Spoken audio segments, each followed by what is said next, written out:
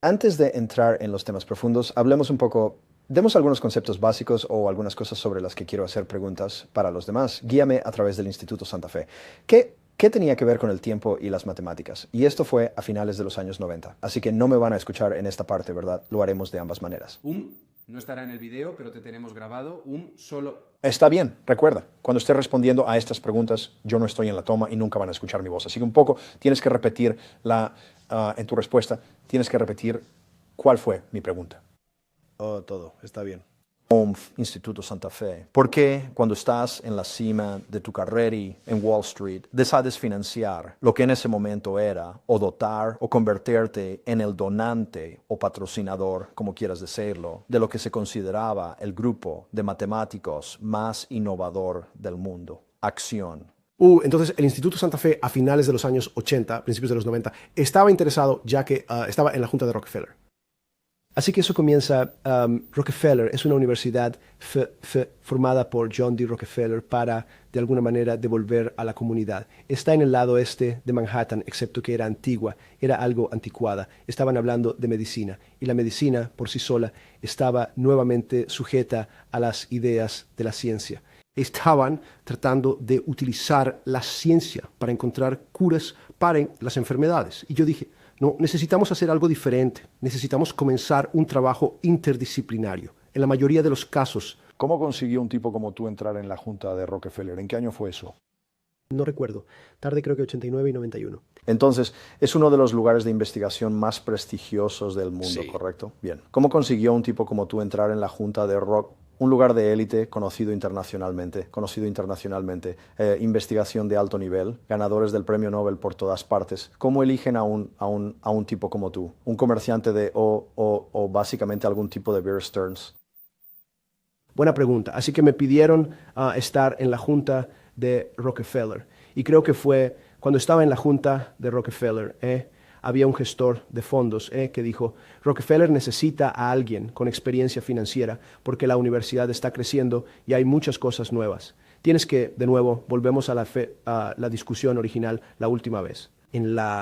Hasta mediados de los años 80, o más bien a principios o mediados de los años 70, lo más importante era tu nombre. Si eras un Rockefeller, ya se te consideraba brillante. Si eras el jefe de General Motors, era tu reputación. Era a quién conocías, quién era tu familia, cuál era tu carácter.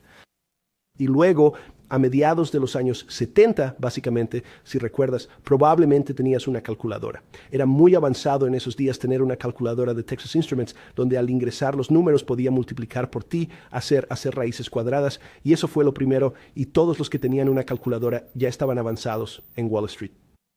Un simple calculador, casi como tu contador. Las partes más importantes del negocio eran realmente ahora ir a los cálculos. Así que no es solo matemáticas, sino cosas que se podían calcular. La reputación no se podía calcular. ¿Podría darte, eres un 10 en una escala de reputación, un 8? ¿Qué significa tener una medición de tu reputación? Llegaremos a eso más tarde, pero la gente, lugares como Rockefeller necesitaban a alguien que dijera, mira, estamos entrando en un mundo diferente donde los números y los números de las empresas, la gestión de carteras iba a ser equilibrada, iba a ser estadística. Jeffrey, ¿podrías unirte a la junta, potencialmente sentarte en el comité de finanzas con Nancy Kissinger y un grupo de otras personas? Y David Rockefeller y yo nos llevábamos muy bien. Él era un ser humano increíble. Respetuoso con todos. Presentaba a su chofer como su colega, no como su chofer. Nunca decía, este es mi chofer. Decía, es mi colega. Y David comenzó a explicarme la política mundial. Entonces David decía, Jeffrey, el dinero va a ser como lo más importante porque la gente no entiende el dinero. Pareces tener este don para el dinero. Le dije a David, cuéntame sobre tu vida. ¿Cuál fue la peor y la mejor parte de tu vida? Entonces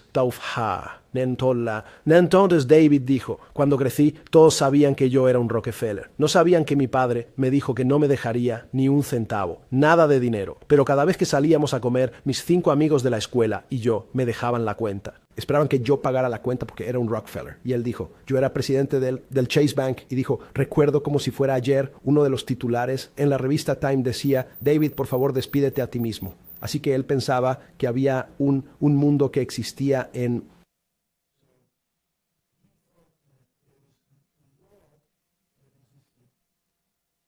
Eso sería una combinación de política, negocios y liderazgo. ¿Qué quiero decir? Formó algo llamado la Comisión Trilateral. La Comisión Trilateral es algo espeluznante. La gente decía que eran algunas de las personas que, los Illuminati y algún misterio sobre eso, personas que dirigían el mundo. Eran políticos, pero David dijo, en la mayoría de los países, los políticos son elegidos por 4 años u 8 años. Aparte de las familias reales en Inglaterra o en el Medio Oriente, alguien está allí por 4 años y luego ya no está. Las personas más importantes para tener estabilidad y consistencia serían los empresarios. Entonces formó esta comisión trilateral de empresarios y políticos de 3 continentes principales. Así que eran los norteamericanos, los europeos y los asiáticos, cuando tenía 30 años, 32 años. Dije, genial. Y él dijo, bueno, tienes que llenar esta solicitud para que tengan tu biografía. Y miré la lista de personas y estaba Bill Clinton, expresidente de los Estados Unidos, Paul Volcker, todos los grandes líderes de América, los asiáticos, los japoneses, y con sus una descripción muy larga de su historia. Y me pidieron que escribiera lo que me gustaría que pusieran. Y escribí, Jeffrey Epstein, solo un buen chico, lo cual pensé que era gracioso. Nadie más lo hizo. Entonces, la respuesta a tu pregunta en ese momento, reconocí en todo el mundo que el dinero y las monedas no se entendían realmente bien, pero de nuevo eran solo en números, así que números. Y llegaré al hecho de que era un mal pensamiento. Los números son muy buenos para... La mayoría de las personas que conoces, incluso en la Comisión Trilateral, cuando conoces a la mayoría de las personas, encuentras que la mayoría de los líderes son financieramente analfabetos, económicamente analfabetos. La mayoría de los líderes políticos no provienen de un trasfondo financiero. La mayoría de los líderes políticos provienen de un trasfondo de ser populares. Así que en algunos de los países, excepto en los países africanos, por ejemplo, podrían haber sido militares, eran generales. En algunos de los países africanos podrían haber sido un disc jockey, o en nuestro país habrían sido un actor. El conocimiento del dinero no tienen experiencia, no tienen títulos en finanzas. Y este es uno de los principales problemas. Su experiencia, si tienen algún conocimiento financiero, es de su propia cuenta corriente o cuenta bancaria y de llenar sus propios impuestos. Así que muchos líderes mundiales que realmente no tienen una base financiera cometen errores fundamentales cuando se trata de dinero a nivel de país o institucional. Permítanme darles un ejemplo. Si usted, señor Bannon, si dijera que sus activos aumentaron el año pasado, dirías, eso suena bastante bien, ¿eh? Y yo diría, ¿qué significa eso para ti? Dirías, bueno, tengo más dinero, supongo, soy más rico. Yo diría, sí.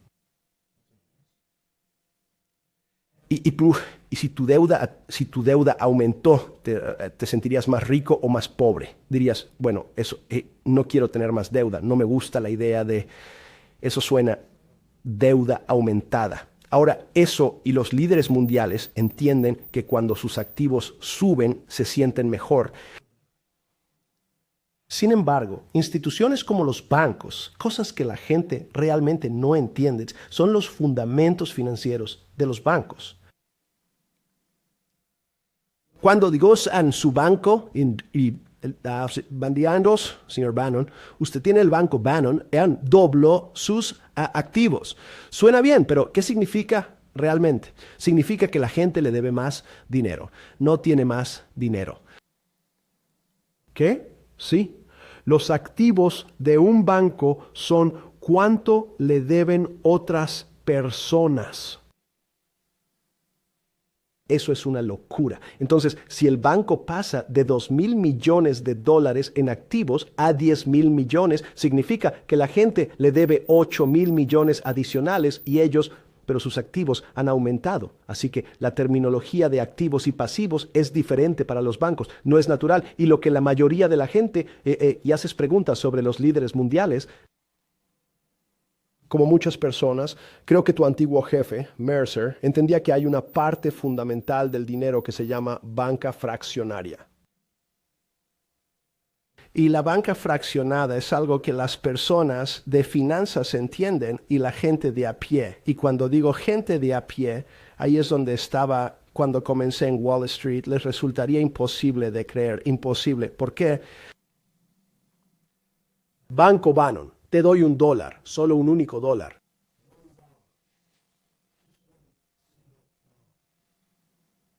En nuestro sistema bancario, yo diría, está bien, Steve, te di $1. ¿Cuánto podrías prestar a tus amigos? Y tu reacción natural sería probablemente algo menos de $1, porque quiero guardar algo en mi bolsillo. La forma en que funciona nuestro sistema es que si tú como banco estás guardando mi dólar, puedes prestar $8 o 9 adicionales. No, es imposible. Solo tengo $1. Jeffrey, tenemos algo llamado reservas fraccionadas, que es, si tienes 1, puedes prestar 9. Así es como funciona nuestro sistema. Y entonces, no solo los líderes mundiales no entienden la banca, sino que el hombre de la calle, mi padre trabajaba en el departamento de parques, estaría más allá de su imaginación que la gente pudiera prestar más dinero del que realmente tenía en su bolsillo. Siguiente pregunta. Espera, ¿cómo esto? En entender eso, cuando entras en algo como la Comisión Trilateral, estás en la Junta de Rockefeller, que es la investigación más avanzada, te llevan a la Trilateral, que es la élite de la élite. ¿Cómo, ya que solo estás en ese momento... 30 y tantos años. A 8 años de enseñar en Dalton, ¿verdad? Estuviste en Dalton durante 10 años enseñando 10 en Dalton. 10 años estuve. Cuéntanos, Sí. quiero decir, ponme en la sala. Cuéntame exactamente cómo se sentía estar en la Junta de Rockefeller. Tenemos a estos laureados con el Nobel y estás ahí tomando decisiones y empiezas a conocer a estas personas en Rockefeller. Y empiezas a conocer a estas personas en la Comisión Trilateral, ¿no? ¿Cómo se sentía? Esa es una gran pregunta. Entonces, ¿cómo se sintió? Porque estoy en el negocio de preguntar. Sí, pues, ¿cómo se sintió al conocer a algunas de estas personas como Kissinger o Rockefeller? Y esas son dos personas extraordinarias, pero en general creo que la pregunta, la gente en Wall Street, cuento la historia, el primer día, uno de los primeros días cuando estaba en Wall Street, alguien me dijo, ¿te gustaría comprar una ATV? Y yo estaba mirando el folleto y no podía averiguar qué acción tenía el símbolo de ATV. Y cuando finalmente dije, bueno, no puedo encontrarlo. Y ellos dijeron, ¿qué te pasa? ¿Quieres comprar un televisor? Lo cual es, él estaba vendiendo televisores robados del piso de la Bolsa de Valores de Estados Unidos. Se refiere en el lenguaje común como que los televisores se cayeron del camión. Así que supe lo que significaba esa frase desde Coney Island. Pero lo que encontré fue que la mayoría de las personas, ya sea en los negocios, en la vida normal o entre los líderes mundiales, realmente no entienden el dinero. Es algo en lo que piensan. Tienen una idea de lo que es. Ciertamente quieren más, pero también hacen declaraciones como queremos más dinero, pero no queremos más deuda, lo cual solo muestra una falta de comprensión de lo que realmente es el dinero en su esencia. Así que no, la mayoría de la gente no quieren ganarlo, quieren ahorrarlo, pero entenderlo íntimamente no es una característica normal. En el primer trilateral,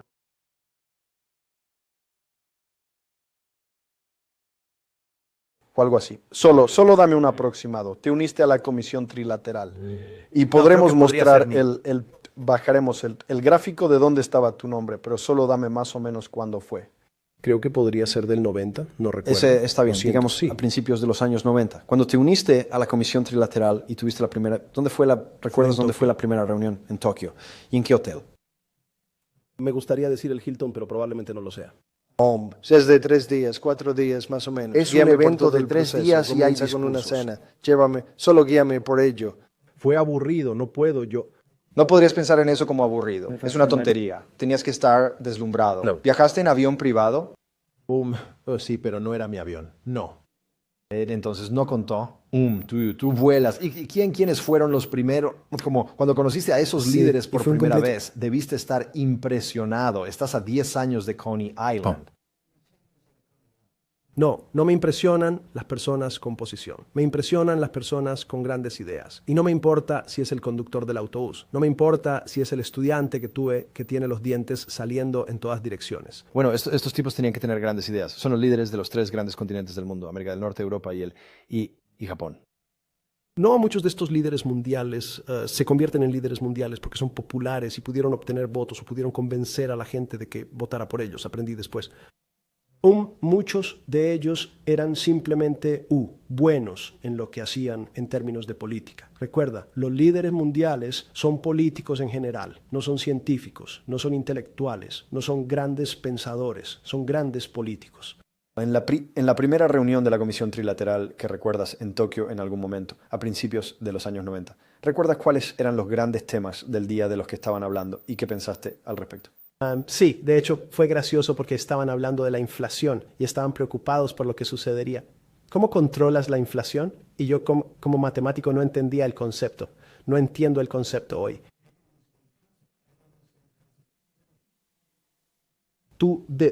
¿Cómo es posible eso? Bueno, cuando hablas de la mayoría de las cosas relacionadas con el dinero, realmente el dinero está destinado a ser local. Son dólares estadounidenses, entonces entiendo lo que significa. Si hay inflación, significa que mi dólar hoy se infla y no compra tanto como lo hacía hace un par de años.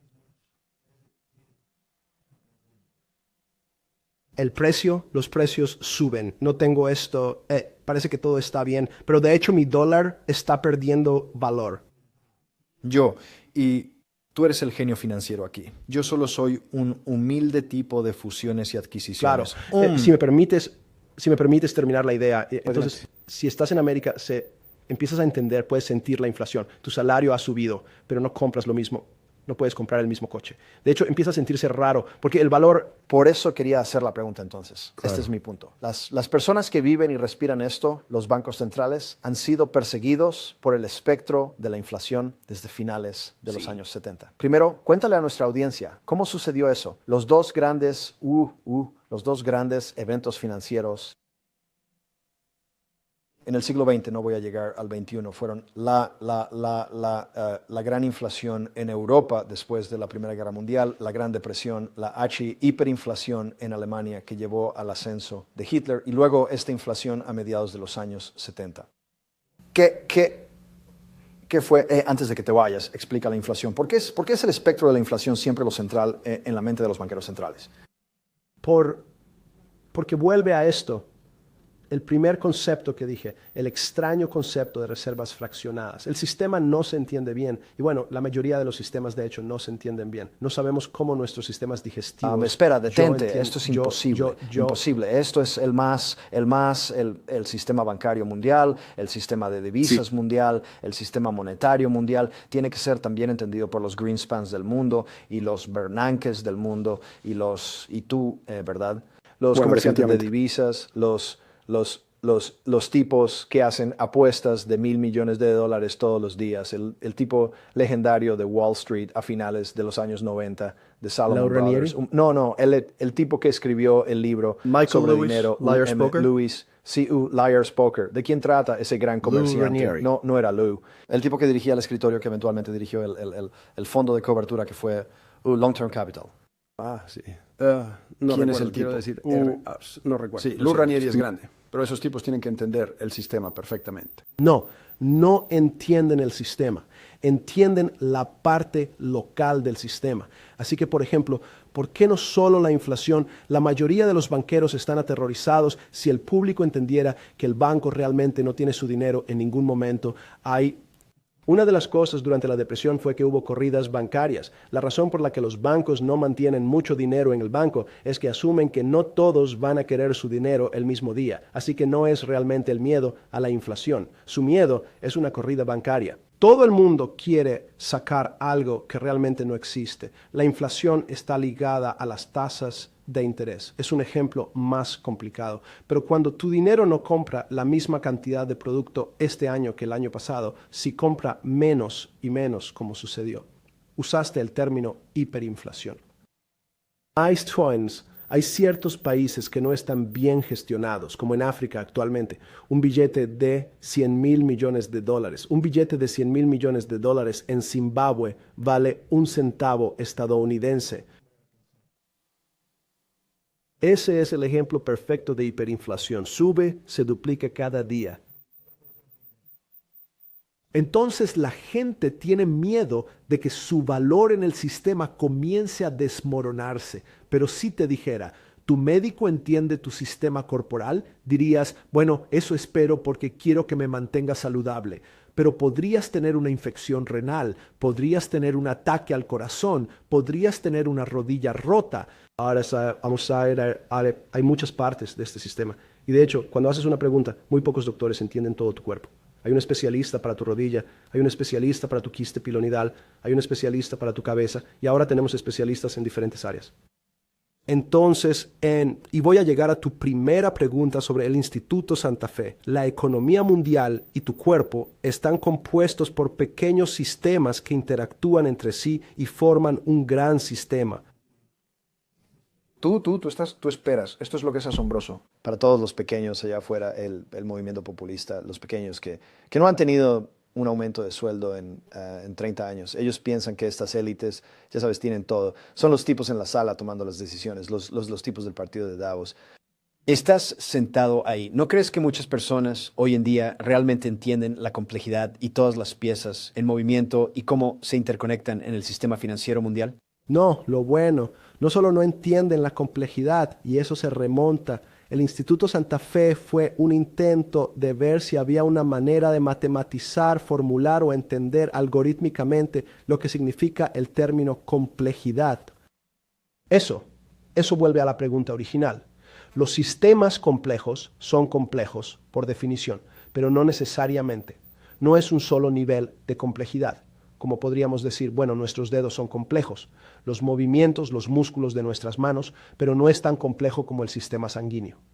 Ahora tengo un sistema circulatorio, tengo sistemas sobre sistemas, de modo que no hay un grupo o persona que realmente entienda cómo funciona el cuerpo. No hay un grupo que entienda cómo funcionan los sistemas financieros. Podrías entender el mercado de bonos de Estados Unidos. Ahora, has preguntado sobre el operador en Long Term Capital. Eso era un fondo de bonos, una parte muy pequeña de este sistema muy complejo. Así que el objetivo del Instituto Santa Fe era ver si hay una manera de obtener y de alguna manera entender cómo interactúan los sistemas complejos.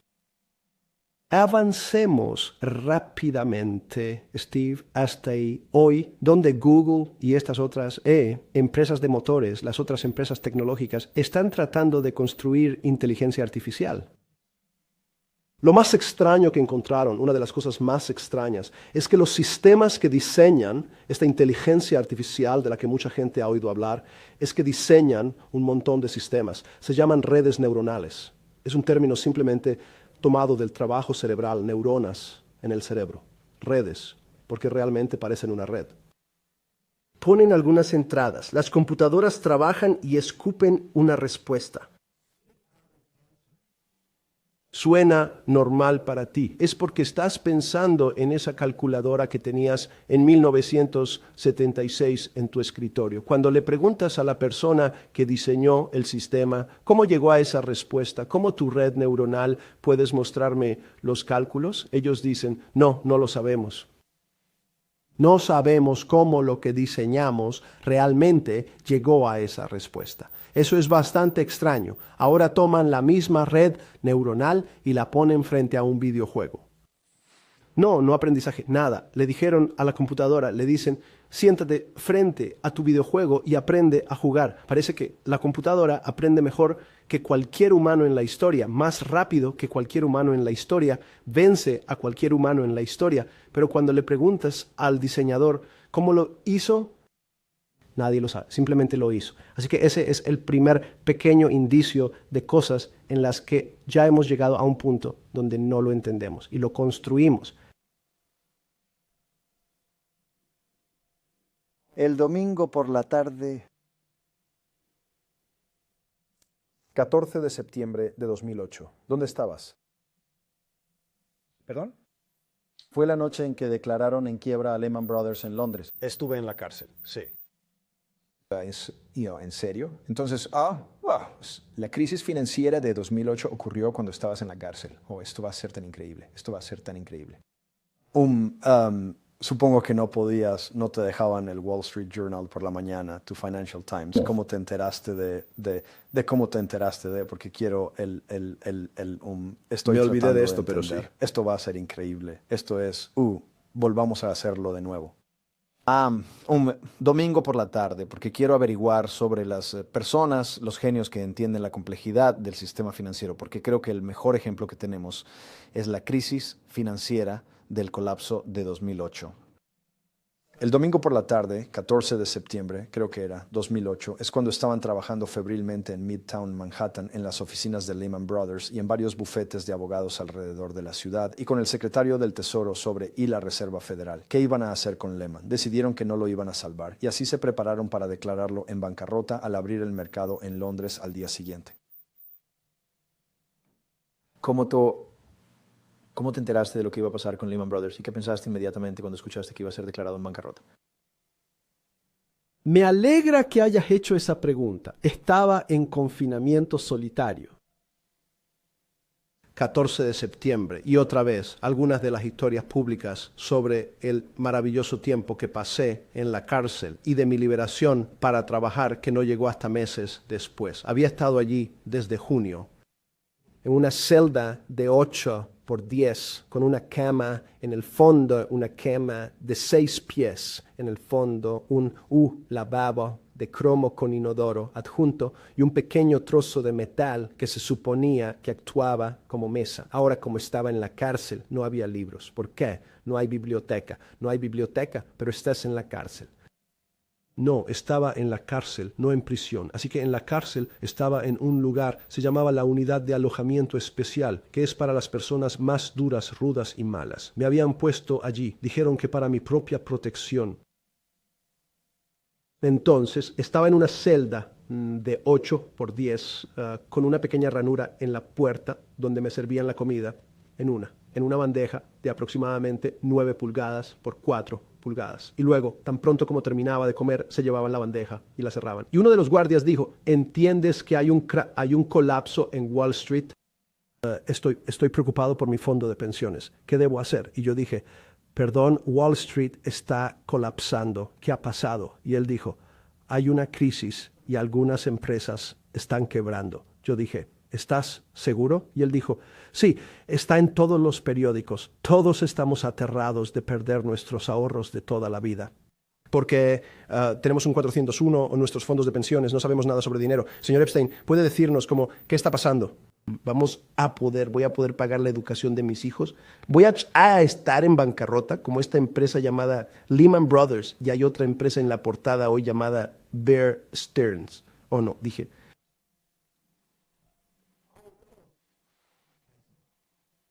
¿por qué? Porque esa es la empresa en la que era socio. Y de hecho era una empresa en la que tenía una inversión muy grande.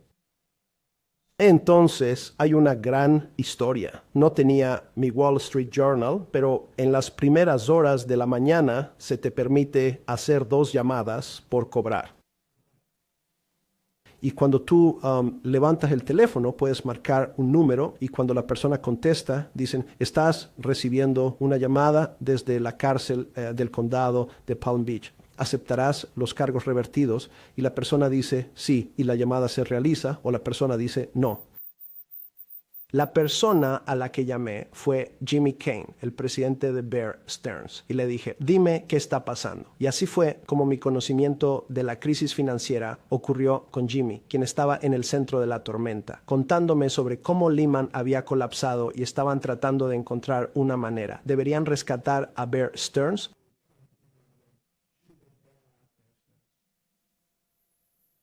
¿Te diste cuenta en ese momento del lío que habías hecho de tu vida al estar en una situación en la que eres una de las mentes financieras más grandes del mundo, observado por líderes mundiales y consultado por las personas más prominentes e importantes del mundo? Y aquí estás en confinamiento solitario. Ni siquiera puedes. Tienes que hacer una llamada por cobrar a alguien. ¿Te diste cuenta en ese momento de cómo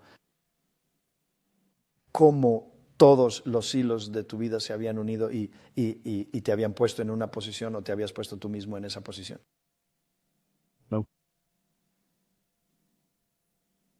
Entonces, ¿nunca te sorprendió cuando tuviste que hacer una llamada por cobrar, una de tus 2 llamadas por cobrar, el 50% de tus llamadas por cobrar ese día? Llamas al presidente o al director ejecutivo de Bear Stearns. El evento financiero más grande de tu vida está teniendo lugar, del cual, uno, eres parte. Todas las personas importantes del mundo estarían buscando tu opinión. Número 2, sería una oportunidad única en la vida para aplicar tu oficio. Número 3, sería una oportunidad única en la vida para ganar dinero si fueras inteligente. Y obviamente eres inteligente. Me estás diciendo aquí sinceramente que nunca te diste cuenta de cómo terminaste en un lugar donde tenías que hacer una llamada por cobrar desde una celda de cárcel de 6x9 con una cama de acero y tu comida siendo pasada por una ranura. La pregunta que quieres hacer es, ¿a quién fue la otra llamada? Está bien, ¿a quién fue la otra llamada? La otra llamada fue a mi amigo en JP Morgan, quien entonces, no lo sabía en ese momento, estaba tratando de comprar Bear Stearns. Así que en un momento tenía 2 teléfonos. Era difícil porque temían que la gente se colgara con el cable del teléfono. Así que no se juntan realmente y son bastante cortos. Así que estaba yendo entre 2 teléfonos hablando con Bear Stearns y JP Morgan al mismo tiempo. Así que me pareció divertido. ¿Y nunca te sorprendió cómo terminé en una situación como esta? No, eso probablemente significaría que sería demasiado consciente de mí mismo. No puedes esperar que me crea esto. Lo sé. No lo creo. No puede ser, no. Me estás diciendo que durante ese día nunca tuviste un momento. Te sentaste y dijiste, ¿qué diablos he hecho con mi vida para estar en una celda de 6x9? Cuando debería estar en una mesa de operaciones o en mi casa de ciudad de $250 millones en Nueva York, recibiendo llamadas del rey de Arabia Saudita, el presidente de China, el jefe de Rusia, el presidente de los Estados Unidos, para salvar a la población mundial de un desastre financiero. ¿De verdad esperas que crea que eso nunca sucedió? Estás sugiriendo que estaba algo deprimido y cómo pudo pasarme esto. No estoy diciendo deprimido. Estoy diciendo un momento de conciencia de cómo pude meterme en esta situación. No, solo estaba diciendo qué extraño que esto suceda. Esto es extraño. Estoy usando un mono y chanclas dándome marrón. Sí. ¿Qué color era el mono? Mono marrón. Noto que no te veo mucho en marrón. Mono marrón y chanclas. Sin acceso a libros, chanclas, sí. sin acceso a periódicos, sin acceso a... No tenía acceso habías a vivido nada, de la excepto a mis información. barras de Almond Joy. Tenía barras de Almond Joy extra. ¿Comiste barras de Almond Joy y cosas así porque tenías miedo de lo que los cocineros le hicieran a tu comida? ¿Es por eso, que estabas por los crímenes por los que estabas? No, era solo por... De hecho, yo estaba así. ¿Es porque eres rico? ¿Cómo lo supiste? Bueno, la gente constantemente venía si yo pasaba o tenía que ir a mi médico. La gente o bien pedía prestado dinero o hacía algún otro tipo de comentarios sobre, al principio... ¿Y cuáles fueron los comentarios? Al principio, ¿cuáles fueron los comentarios? Les está bien merecido a ustedes, malditos ricos, que estén aquí junto a mí. No había nada sobre tus crímenes. No. Entonces, todo este rumor que escuchas todo el tiempo sobre personas en prisión que cometen el tipo de crímenes que tú cometes, ¿estás diciendo que en tu caso personal no es cierto? Sí. ¿Fue todo porque eras rico? ¿Y fue todo porque querían pedir dinero prestado? O conseguir consejo, sí. ¿De dónde obtienen el consejo para que para ir a largo plazo? Sí, es momento de comprar. Me estás diciendo que en confinamiento solitario estaban interesados en ir a largo plazo. Sí. Querían saber qué acciones. ¿Qué dice eso sobre la naturaleza humana? Bueno, Lo que creo que la gente encuentra, una de las razones por las que querían mantenerme en confinamiento solitario era porque temían que todos quisieran saber qué acciones comprar. Pero lo que pasó fue que después de esta crisis, ahora está en la primera página de todos No los quiero periódicos. perder Lo esta siento. cinta. Cuando escuchaste eso por primera vez, tú... ¿Fue Bear Stearns? ¿Había sido llevado a la bancarrota que 6 meses antes? No, esto fue al mismo tiempo. Esto es parte del mismo trato. Pero no, Bear Stearns dijeron, salvaron a Bear Stearns y no salvaron. Lehman Brothers, 6 meses antes habían rescatado a Bear Stearns, pero Bear Stearns seguía siendo un zombie. ¿Para qué? Una sombra de lo que fue. Antiguo yo. Pero lo habían, entre comillas, salvado. Habían tomado... ¿Por qué tomaron la decisión, en tu opinión? ¿Por qué Hank Paulson y Bernanke, qué es este concepto de riesgo moral? Explica al público qué es el riesgo moral y por qué salvaron a Bear Stearns 6 meses antes. Y por qué los tipos más inteligentes en la sala decidieron no salvar a Lehman Brothers. Es una buena pregunta. El verdadero problema es que tendría que volver cuando tienes estos sistemas a la forma en que tu médico responde a cualquier tipo de emergencia en tu cuerpo. Sí, podrían decidir salvar tus riñones y dejar ir tu vesícula biliar porque la vesícula biliar es menos importante para tu sistema en general. La gente, sí, en ese momento... Incluso no hace tanto tiempo, el hombre del saco era cuando se decía, bueno, ¿qué pasó realmente? Jeffrey, ¿qué pasó realmente? ¿Por qué? ¿Qué es esta crisis financiera? Y ya sabes, algunos de los progresistas y la derecha lo culpan a los bancos. Fue culpa de los bancos. Y es culpa de este concepto muy esotérico y desconocido de los derivados. Fueron realmente los derivados los que causaron esta crisis financiera, porque los derivados de alguna manera se salieron de control y como en la animación de Mickey Mouse. Y así fue como comenzaste tu camino financiero, tu camino hacia convertirte en multimillonario, pasó directamente por los derivados. Sí, pero los derivados no fueron la causa. Los derivados no fueron la causa en absoluto. Es como decir que tu cabello fue la causa de tu ataque al corazón porque estaba en la parte superior de tu cabeza cuando caíste. Entonces, ¿cuál fue la causa? Déjame decir, no hay una causa específica. Estos son colapsos del sistema. Así que muchas veces cuando tienen que hacer tu certificado de defunción, cuando dices, bueno, ¿de qué murió? Dirán insuficiencia cardíaca. Pero si dices, ¿cuál fue la causa de su insuficiencia cardíaca? Bueno, tenía presión arterial, su azúcar estaba alta, era diabético. Tenía todos estos otros problemas, pero dicen, no, necesitamos una palabra en su certificado de defunción. Murió por daño cerebral, murió por insuficiencia cardíaca. Esa es la crisis financiera. Muchos dijeron, la gente dijo, bueno, ¿qué la causó? Escribieron como en su certificado de defunción, derivados. Pero los derivados no fueron una causa fundamental. Los derivados no son una causa fundamental de nada. Entonces, fue domingo o lunes, supongo que fue el lunes por la mañana cuando hiciste tus 2 llamadas por cobrar y estabas hablando con Bear Stearns por un lado y Morgan Stanley por el otro. JP Morgan. JP Morgan, eso fue el lunes por la mañana. Hiciste tú, Jeffrey, siendo uno de los genios financieros del mundo, entendiste que con la quiebra de Lehman Brothers, el efecto dominó, que para el jueves el sistema financiero estaría en tal extremo que si no tenía una inyección de efectivo de $1 billón en los Estados Unidos, podría colapsar. ¿Lo sabías en ese momento? ¿Lo viste en ese momento? ¿Lo hiciste? ¿Por qué? Sí. De nuevo, yo no quiero aburrirte a ti o a la audiencia con la idea de que es un procedimiento médico, pero tuviste fallos en el sistema. Así que reconocerías eso si te dijera, ¿y te diste cuenta cuando tu padre estaba en el suelo y se agarraba el pecho y no podía respirar? Era una mala situación y él podría morir. Así es como lo vi. ¿Sabías? ¿Pensaste inmediatamente en el mercado de papel comercial? Quiero decir, los disparadores mecánicos que realmente tenías que atravesar estas placas de circuitos. ¿Conocías los circuitos? ¿Entendías los circuitos? ¿O tenías un concepto de los circuitos que iban a ser atravesados? Sí, pero solo debido a una analogía con un cuerpo. Y de hecho, desde mis teléfonos contra la pared, con mis pequeños cables de metal, porque al día siguiente hablé con otra persona en Washington sobre los problemas de lo que pensé que estaba sucediendo. E hice la misma discusión sobre ellos estaban en el Departamento del Tesoro, entonces en una celda de 6x9, los teléfonos estaban fuera de la celda. Condado de Palm Beach, California. West Palm Beach, Florida. West Esta Palm fue tu Beach, dieta de Florida. jugos. West Palm Beach, Florida. West Palm Beach, Florida. O estás haciendo una llamada a Washington, D.C. para hablar con algún subsecretario o subsecretario de secretario del Tesoro, correcto. Alguien en el Tesoro, correcto. Y eso no, la noche anterior, antes de irte a la cama, no se te ocurre en absoluto, nunca tienes un momento de autorreflexión de cómo terminé en esta litera de metal cuando debería estar en el centro de las cosas. Bueno, gente, din teléfono,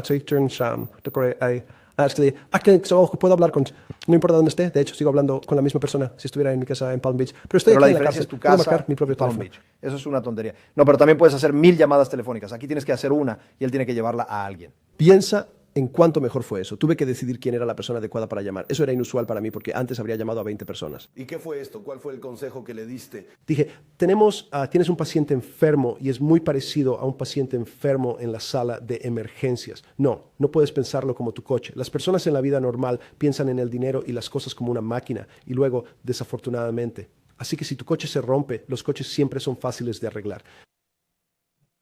Mis jets, mis coches, si se rompen, sé que se pueden arreglar porque simplemente siguen el mismo patrón. Si esta parte se rompe, reemplazas la parte y la cosa funciona de nuevo. Las personas y el sistema financiero no son máquinas. No se pueden arreglar de la misma manera. No puedes simplemente poner más jugo en el mercado de papel comercial y eso es como reemplazar el carburador del coche. Es mucho más. Tengo un paciente que no puede respirar, tiene un problema estomacal, no puede ver y parece que está sangrando al mismo tiempo. ¿Qué hago primero? Tengo que pensarlo como un sistema. ¿Dónde está el lugar más lógico? ¿Cuál es el lugar más peligroso? Si tu corazón se detuvo, tenemos que hacerlo latir de nuevo. En el equivalente al mercado monetario, ¿por qué tengo que reiniciar tu corazón? Necesito que tu sangre fluya. Si tu sangre se detiene, estás muerto. Si la liquidez, que es el equivalente de la sangre en el sistema financiero, se seca. Una vez que la liquidez es básicamente efectivo, poner efectivo Olvídate en de el lo que es. sistema. La Está bien. liquidez es liquidez. Permite que el sistema es la sangre del sistema. Necesitas bombear sangre con fuerza en el cuerpo de la economía para mantenerla fluyendo. Y si tú, especialmente cuando te preocupa que alguien muera, no te vas a preocupar por las sutilezas de, ensuciaste la camisa y hubo algún daño. Bombea esa sangre. Mantén ese corazón bombeando sangre. Cuando hablaste con la persona en el Tesoro el martes 16, ¿tuviste la sensación mientras estabas sentado en tu celda de 6x9 en West Palm Beach, Florida, de que ellos tenían el control de la situación? No puedes. Es imposible estar al tanto de todo. No existe tal cosa. Es de nuevo el doctor viendo al paciente morir. Esperas tener algo de confianza en que lo ha visto antes. Él reconoce que hay algunos pasos que debe dar primero antes de vendar el dedo del tipo o preocuparse por qué zapatos lleva puestos. Así que esperas que las personas a cargo, tus doctores que están trabajando en el paciente de emergencia, tengan suficiente experiencia y francamente juicio para intentar mantener al paciente con vida y no hacer... ¿Pero crees que ellos pensaste que tenían esas cosas, paciencia y juicio? Tenían bastante buen juicio y necesitabas mucha suerte. Al igual que con el paciente muerto, necesitas con suerte pones esa sangre y no es demasiado tarde. Y tal vez cometes algunos errores, pero tienes que saber que vas a tener que darle un choque. En el periodo previo al colapso de septiembre de 2008, supongo que no estuviste ocupado con las finanzas todo ese verano. ¿Cuánto tiempo llevabas en la cárcel? Fui a la cárcel el 30 de junio. Sí. Entonces, todo el verano, antes de que fueras a la cárcel, todavía estabas muy activo en los mercados financieros. Cuando digo activo, operas con divisas todos los días, operas con acciones todos los días. Cuando alguien como tú das consejos a las personas para operar con acciones o divisas. Yo no comercio todos los días. Yo creo que eso es, como dijo Woody Allen, es que no puedes ganarle al banco. Así que yo trato de elegir mis momentos. Ya sabes, George Soros eligió su momento cuando la libra colapsó. Esta hubiera sido una gran oportunidad para ganar dinero que me pasó de largo cuando estaba en la cárcel, pero no es así como pienso. En el periodo previo a eso, en la primavera de 2008, estabas tú, fue cuando Bear Stearns tuvo problemas, creo, en la primavera de 2008 y decidieron rescatarlo. ¿Los chicos de Bear Stearns te hablaron para pedirte consejo en ese momento cuando la gran crisis en Bear Stearns? No, pero de nuevo, sin que la mayoría de la gente lo sepa. Y es fácil culpar a las personas por la crisis financiera, como culparías a alguien por darle a tu padre la bebida antes de que tuviera su ataque al corazón. Pero lo que realmente sucedió, el verdadero enemigo del sistema financiero fue Bill Clinton. Y si me preguntas quién, qué y quién causó la crisis financiera, te diría que fue Bill Clinton. ¿Debido a lo que Bob Rubin y él hicieron al sistema financiero? ¿Desregular el sistema financiero? No, porque como nosotros, la última vez que tuvimos nuestra entrevista de 60 minutos, me hablaste sobre la propiedad de vivienda y me preguntaste si todos deberían tener una casa. Y te dije, no, es demasiado arriesgado. Entonces, el colapso financiero de 2008 es por los afroamericanos, hispanos y blancos trabajadores que querían tener una participación de propiedad en la sociedad que descansaba sobre sus hombros. Ellos son los culpables, está bien. No, en absoluto. Entonces, No dije que fueran los solo- culpables. Dije que estaba bastante claro que era Bill Clinton. Está bien. ¿Y por qué fue Bill Clinton? Porque Bill Clinton quería obtener votos de esas personas y les vendió la idea de que en lugar de alquilar una casa, que históricamente los valores de las casas habían subido. Y él dijo, ustedes en estas comunidades locales que no han podido permitirse una casa antes, les voy a mostrar un camino. Voy a darte una manera porque estoy seguro de que obtendré tu voto. Que puedes ser dueño de una casa porque quiero tu voto. Así que lo que vamos a hacer es que te voy a dejar comprar una casa, señor Bannon, cuando realmente tú estás justo en el límite tal vez, o ni siquiera en el límite. Tu crédito no es bueno, ¿de acuerdo? Seamos honestos. Y eso no es mi culpa, no es culpa de Bill Clinton. Pero si lo que sea que pase en este momento, tu puntaje de crédito o lo que sea, tu crédito no es bueno. Ahora, normalmente vienes a mí y quieres pedir dinero prestado, soy un banco. Y digo, lo siento, señor Bannon, no puedo prestarle dinero porque su puntaje de crédito no está donde debería estar. Con suerte, si trabajas más duro y resuelves algunos de tus problemas, pero no, lo que te digo es, voy a encontrar una manera de prestarte, no darte. Voy a prestarte dinero de todos modos, aunque no tengas un buen puntaje de crédito.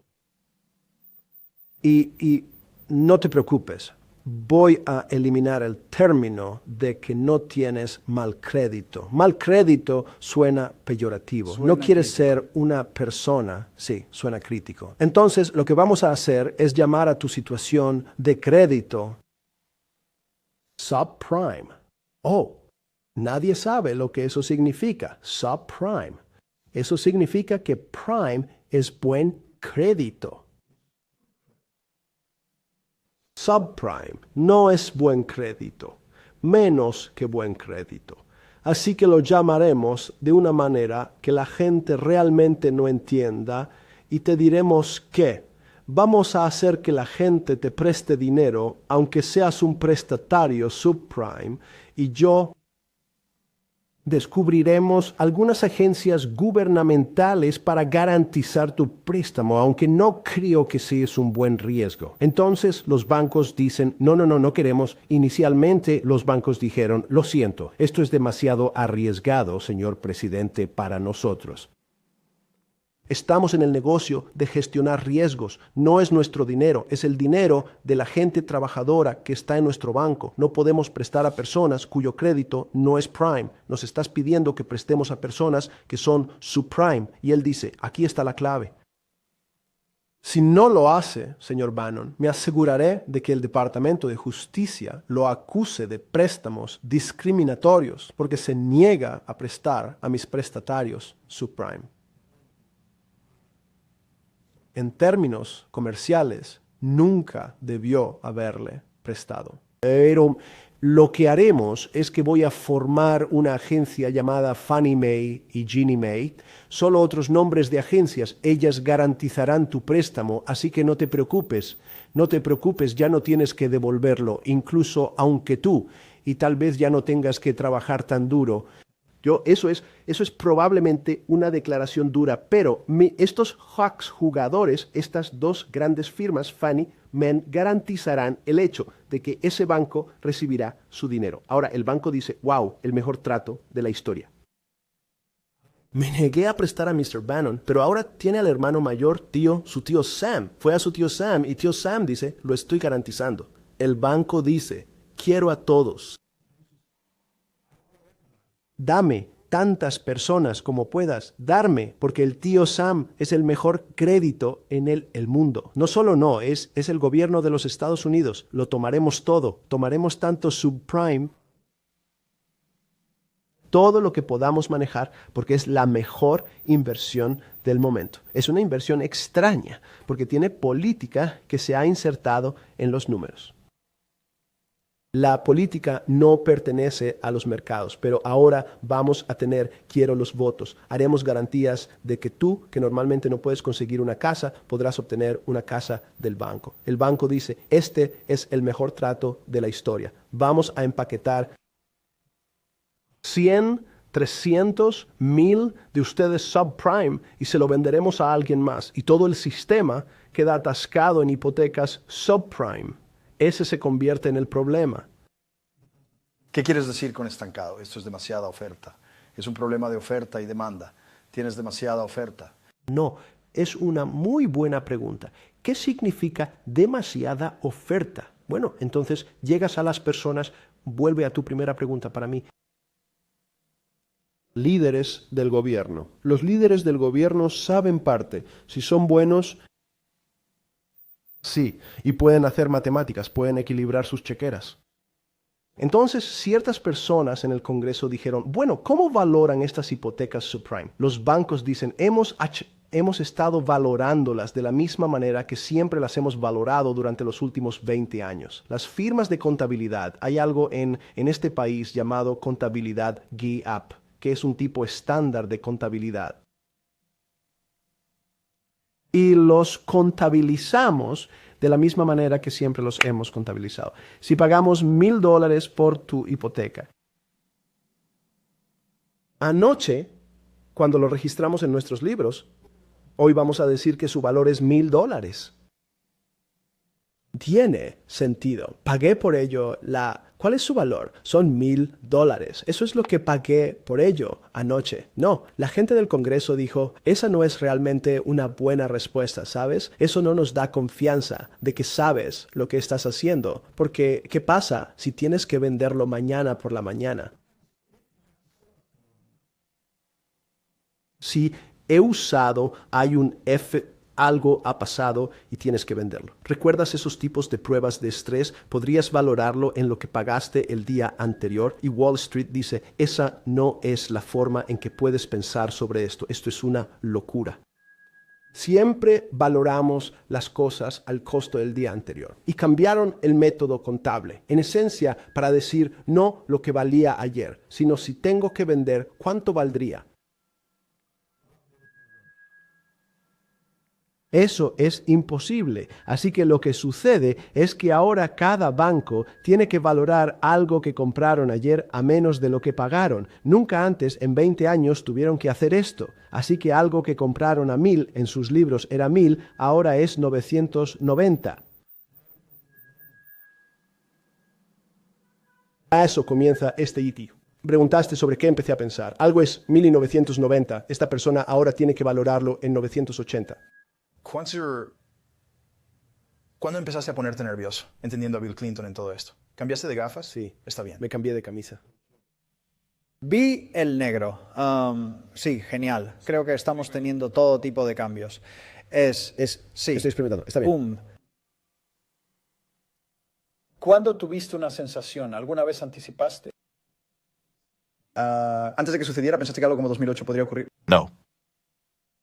¿Cómo podría ser eso? Es porque anticip, es la palabra, voy a machacarla, es que es muy parecido a, anticiparía tener un ataque al corazón mañana, improbable.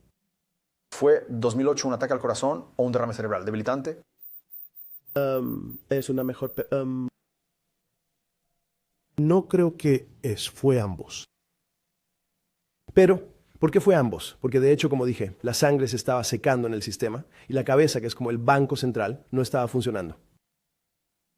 Entonces, hasta cierto punto fue una combinación que fue la Pero crisis. tú, ¿viste eso acumulándose con el tiempo? Siempre he estado acechando en el fondo. Quiero decir, si tienes un padre mayor, dirías, es posible. ¿Anticipaste que tendrían un ataque al corazón hoy? No, esperas que las cosas mejoren y tal vez lo arreglen. El sistema se estaba volviendo demasiado complejo y no se basaba en derivados, porque lo que la gente sigue olvidando, y como acabo de explicar, Wall Street y nosotros y muchas profesiones, incluyendo Wall Street lo hace sonar complicado. No quieren que el pequeño entienda lo que hacen porque ganan mucho dinero y no hacen mucho. Entonces lo disfrazan con palabras como derivados y opciones sobre acciones y futuros de materias primas y diferentes tipos de contratos. Es todo bastante, todos son capaces de entenderlo, no es complicado. Pero Wall Street, porque ganan tanto dinero haciendo cosas bastante simples, necesita hacerlo más complicado de lo que realmente es. Tuvimos una recesión muy grande a principios de los años 90, basada en bienes raíces y Japón básicamente implosionado. Vamos, de nuevo, Está tú tuviste una recesión en los años 90. No sé en qué se basa. Siempre es interesante mirar atrás y decir, y aparte de que hay ciertos desencadenantes, como en los años 70 hubo ¿Qué crees que fue la causa de la recesión de los años 90? Claramente hubo una gran recesión. No, yo solo sé que hubo una recesión. Eso es lo que sé con certeza. Eso es un hecho. Todo lo demás es una especie de especulación sobre por qué sucedió. Así Entiendo que eso. Hay algunas especulaciones que tienen 0% de probabilidad de ser ciertas y hay otras que tienen 90%. En el rango, cuando miras el rango de alternativas de lo que podría haberlo causado en el 90, y lo que estoy tratando de hacer es llevarte hasta 2008. Mira, eres el tipo más inteligente en la sala, ¿verdad? ¿Sabes eso? ¿Crees que hay alguien en el mundo hoy en día que sepa? Esto va a ser una mala pregunta. No, pero usted, señor, ¿cree que hay alguien en el mundo hoy, los Alan Greenspan, los Bernanke, algún banquero central que conozca, algún socio de alguna firma de Wall Street, algún tipo dirigiendo una mesa de operaciones? Y yo asumiría que sería o alguien como Larry Fink en BlackRock, Steve Schwarzman en Blackstone, los 100 principales financieros. Y añadamos un par de economistas Nobel y añadamos a los mejores profesores de Wharton, de Harvard, de Stanford. ¿Crees que hay alguien que entienda el dinero o el sistema financiero mundial tan bien como tú? Debe haber.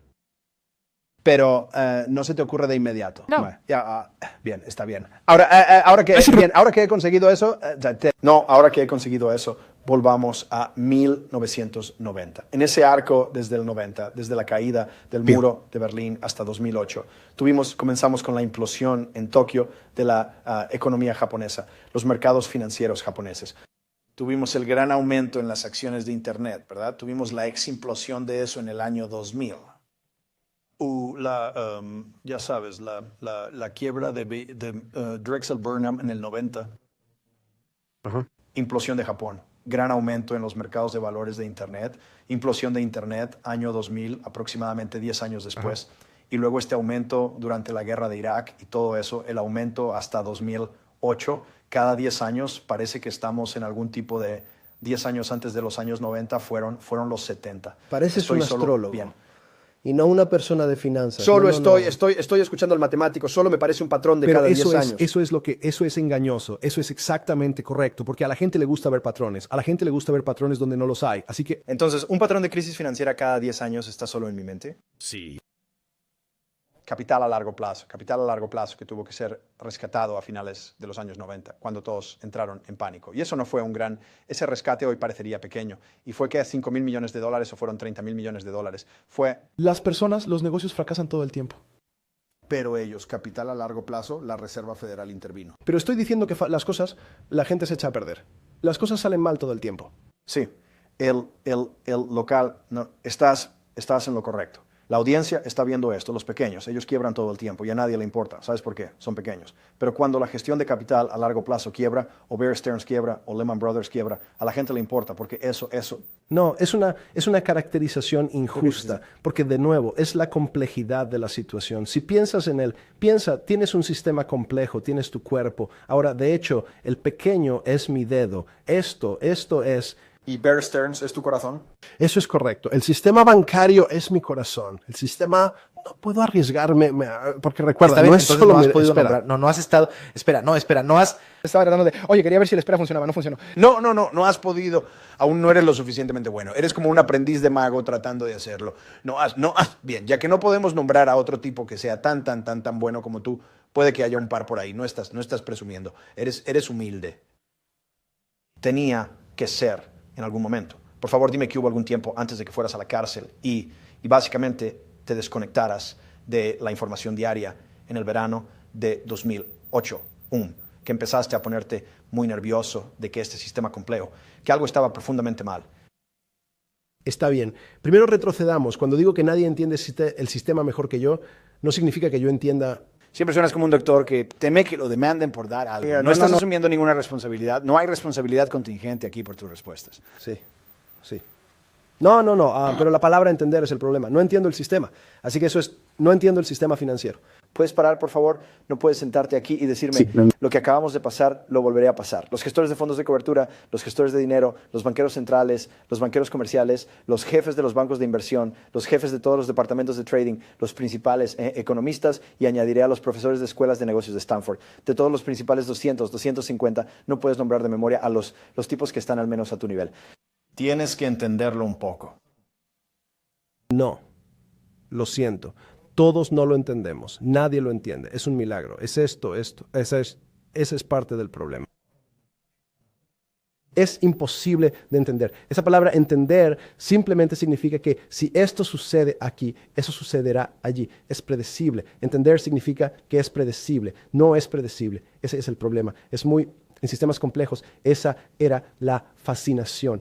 ¿Hay alguna manera de extraer algún nivel de predictibilidad? No, de hecho preguntaste, habías hecho una pregunta, es una gran pregunta, que era, ¿fue un derrame cerebral o un ataque al corazón? Ahora, la mayoría de la gente no sabe que antes de tener un derrame, tuvieron un derrame, simplemente tienen un derrame cerebral. ¿Entienden por qué? En retrospectiva vuelves atrás y puedes hacer muchas explicaciones que podrían sonar bien. Y si estás hablando con él, el trabajador, estás usando un lenguaje que él nunca entenderá. Es complejo, así que él, igual que cuando va a su médico, dice que tiene un problema gastrointestinal o tiene diverticulitis, en lugar de decir, tuviste un dolor de estómago, comiste comida en mal estado.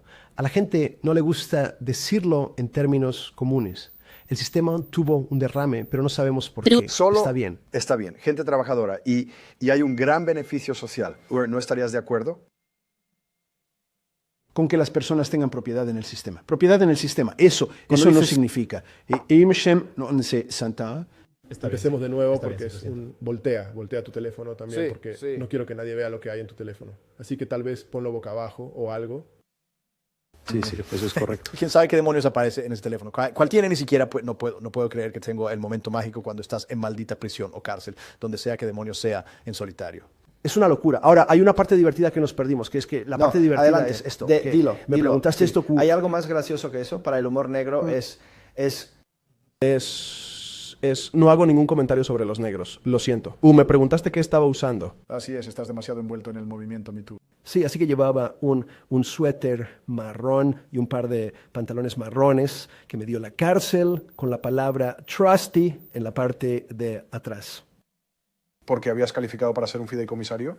Bueno, la parte divertida fue que estaba escrito TRUSTI, así que no estaba realmente seguro. Había sido un trustee en muchas operaciones diferentes, pero era la primera vez que estaba impreso en mi espalda y mal escrito. Probablemente tenías un nivel más alto de ser un fideicomisario en eso que en todos los consejos en los que eras fideicomisario, ¿verdad? Sí, bueno, porque como el trustee significaba que obtienes dos dispositivos para limpiar tu inodoro en lugar de uno. Sí, pero también significaba que tenías algún tipo de responsabilidad fiduciaria personal para contigo mismo, ¿verdad? ¿En la cárcel quieres decir? Bueno, eso es lo que significa ser un trustee. Por eso te dan dos. Sí, tienes 2 limpiadores para intentar... Yo era un fideicomisario en la cárcel porque podía enseñar a algunos de los chicos de J3 para ayudarles a obtener su head. Así que así me dieron un trabajo de fideicomisario. No hay tiempo. Tengo que volver a esto porque es como un perro con un hueso en esto. Sí. No puedes. Hay algo profundamente jodido contigo. Al menos algo. Sabemos que hay cosas profundamente jodidas con esto que superarás en esta película, pero no puedes sentarte ahí sabiendo que viniste de la nada, sabiendo que llegaste a la cima de lo que se considera fuera de la ciencia y tal vez la física, lo que la gente más admira porque es como la alquimia, entender las altas finanzas. Sentarse allí en lo que será la crisis financiera definitoria De nuestro tiempo, como el Viernes Negro o el Lunes Negro, lo que sea que fue en la Gran Depresión, y estar allí en ese momento exacto. Provocada en parte por una firma en la que solías ser socio y conocías íntimamente bien y que creó gran parte de tu patrimonio inicial debido a, y saber que no podías, a alguien que vive en un teléfono, ¿verdad? Porque Sí, vives en un teléfono, correcto. ¿verdad? Tuviste que hacer solo 2 llamadas por cobrar. No puedes decirme que en algún momento de ese día no tuviste esa conversación contigo mismo de ¿cómo diablos me hice esto a mí mismo? Para ponerme en West Palm Beach en una celda de 6x9 con una maldita cama de metal con una camisa marrón que decía Trusty mal escrito. Entonces me pareció increíble estar allí, eso es un mejor... No, increíble, y no quiero decir que no fue gracioso en absoluto. No, Pensé que no fue era un poco gracioso. de un... Correcto, no increíble. Te hizo Pero yo no, fue ¿De increíble. qué manera? Increíble, ¿cómo me hago esto a mí mismo? ¿Verdad? Wally, Zose, yo, O sea, no, es tan increíble como yo sentado aquí en esta casa. Ambos son solo 2 caras de la moneda. Así es como lo pienso, que mi vida hoy es increíble. ¿Te consideras estoico? No, me considero un ermitaño. Los estoicos no son muy felices. Y esa me sale. Ser un ermitaño, entonces, estar en esa celda de 6x9, estar en la celda, porque la celda no era el problema, ¿verdad? Correcto. ¿Cuál era el problema? Comer las barras de Almond Joy. No, correcto. ¿Por qué no podías comer la comida? Y luego, pero recuerda, mi vida es... ¿Alguna vez te pasó por la cabeza que en Chicore no puedo comer la comida porque alguien podría haberle hecho algo? Tengo que comer, tengo que vivir de una barra de Almond Joy, 1 al día o 2 al día o lo que sea. ¿Cuántas lograste colar en un día? No te cueles. ¿Tu única barra de Almond Joy no te hizo pensar en algún momento cómo diablos hice esto? Faye. No. Regresemos a la primavera de 2008. ¿Estabas tan envuelto en tus problemas personales en ese momento que no estabas dedicando suficiente tiempo a los mercados financieros? ¿O estabas profundamente involucrado en los mercados financieros como normalmente lo estabas en la primavera de 2008? No, normalmente estaba involucrado. Y entonces estamos diciendo que el tipo más inteligente en la sala no lo vio venir. La bancarrota de Bear Stearns pensaste que solo era un problema de Bear Stearns. No lo viste como algo sistémico. Yo sé que sigues insistiendo en eso, pero no es... Porque eres un matemático que entiende los sistemas. Parece que cualquiera que entienda que tenían un problema sistémico, al menos serías el primero en el radar de búsqueda temprana. Sí, si no lo vas a ver, entonces estás... entonces realmente tengo miedo, porque eso significa que siempre asumo que al menos hay un grupo de personas por ahí que tienen algún tipo de sentido de que algo no está bien. Imagina al tipo que tiene un derrame cerebral o tuvo el ataque al corazón. Cuando le preguntas, ¿te sentiste raro el día anterior? Te va a decir, sí, no me sentía bien, algo estaba mal, no me sentía bien, tenía esto, mi estómago me sentía un poco mareado, me sentía un poco débil. Pero si le hubieras preguntado ese día anterior, ¿crees que vas a tener un ataque al corazón mañana? Diría, no, solo me siento un poco débil, estoy un poco mareado, me duele el estómago. Así que estos sistemas, y ese es el problema de la complejidad, lo que dice la complejidad es que de hecho todo parece seguir adelante y la gente lo ha visto. Uno de los grandes ejemplos de sistemas complejos son las dunas de arena. De hecho, la arena sigue acumulándose. La gente ha visto algunas y de repente un grano de arena más y la cosa empieza... Toda la arena comienza a deslizarse por las colinas. Así es como veo los mercados financieros. Pero financiaste Santa Fe a principios de los años 90 o finales de los años 80? Creo que fue a principios de los años 90. Puedo volver a contactarte. Pero a principios de los años 90, Santa Fe fue financiado para el estudio de la teoría de la complejidad. El estudio fue matemáticas. Entonces, retrocedamos. Entonces, ¿por qué compré un rancho en Nuevo México en 1993? Así que eso te da una idea. Así que lo habría financiado en 1990. Los Álamos, que era el laboratorio de alta energía en Nuevo México, estaba perdiendo a todos sus científicos. Estaban cerrando. En Los Álamos fue donde Oppenheimer y donde mucho del el programa de armas Eso es del nucleares, proyecto Manhattan. La bomba original, Sí. el proyecto Sí. Manhattan fue, eso es Los Álamos. ¿Y compraste tu propiedad en Nuevo México para estar cerca de eso? Sí, porque los científicos que iban a hacer recortaron la financiación para la física de alta energía, pero las personas que trabajaban en Los Álamos todavía estarían en el área de Santa Fe. Cortaron eso porque el final de la G, fue el dividendo de la Guerra Fría, ¿verdad? No recuerdo exactamente por qué. Fue porque, de nuevo, la gente pensaba que había que la física y la física de altas energías realmente no eran tan importantes. Porque eso era sobre armas nucleares. No, fue porque estaban intentando, decidieron, quizás no era correcto. Esto fue al mismo tiempo que Murray Gell-Mann inventó el término quark, Q-U-A-R-K. Él lo escogió de un poema antiguo, la palabra quark, pero era misterioso. Entonces empezaron a entender en los años 90 que nuestro mundo el mundo físico, había cosas que simplemente eran inexplicables. Lo llamaron cosas extrañas, le diste un nombre, le diste algunas características, lo llamaste, tenía encanto, era uno de los términos, tenía un encanto, tenía un sabor, tenía un color, pero nadie realmente nadie, señor. Bannon entendía lo que era, al igual que el sistema financiero. Y querías investigar eso. Yo quería ver si podíamos construir herramientas para que otros más inteligentes que yo pudieran ayudar a Y ese fue el investigarlo. comienzo de tu concepto del Instituto de Santa Fe. Y el Instituto de Santa Fe fue fundado para hacer estudios en este tipo de... ¿Pueden estas áreas de cosas extrañas ser descritas por alguna forma de matemáticas? Entonces, eso es lo que estoy tratando de entender. El pensamiento fundamental, el principio organizador de Santa Fe en el laboratorio de física avanzada en Los Álamos, que había sido la sede del proyecto Manhattan, y el proyecto Trinity, ¿verdad? La bomba. Sí. Entonces estás hablando de la élite, el sumo sacerdote de la física. Sí, señor.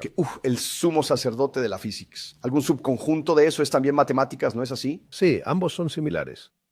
Proyectar. Una de las herramientas que quieres usar es asegurarte de que en este sistema complejo, el sistema financiero, estoy haciendo mucho de esto por filantropía y mucho por el bien de la humanidad, pero también para poder entender este sistema complejo. El más complejo fuera de tal vez nuestro cuerpo, del mundo financiero. Sí. Crearon herramientas o eras más inteligente que a mediados de los años 2000, 15 años después de lo que había sido entonces, debido al trabajo realizado en Santa Fe? No. Eso fue genial, pero de hecho la mayor parte del dinero, la mayor parte de mi filantropía en el área de puedes describir cosas que parecen inexplicables por las matemáticas y puedes financiar a personas que tienen nuevas ideas y desafortunadamente cuando alguien piensa que hubo un hombre, Stuart Kauffman, cuando piensan que descubrí cómo poder predecir lo impredecible, lo que a otras personas les parece impredecible. Pero mi sistema, en esos días se llamaba algoritmos genéticos. Pueden predecir qué cosas sucederán y todos quieren ganar dinero, así que usan sus sistemas para intentar averiguar. Saben que han descubierto la manera de ganar dinero porque han descifrado lo inexplicable. Lo intentan, se van a la quiebra, empezamos de nuevo. Entonces, con una visión fría, lo que he llegado a darme cuenta es que el intento de matematizar, formular o lo que en tu trabajo anterior, entender lo que realmente es en el mundo de hoy, aún inexplicable, es imposible. Son milagros.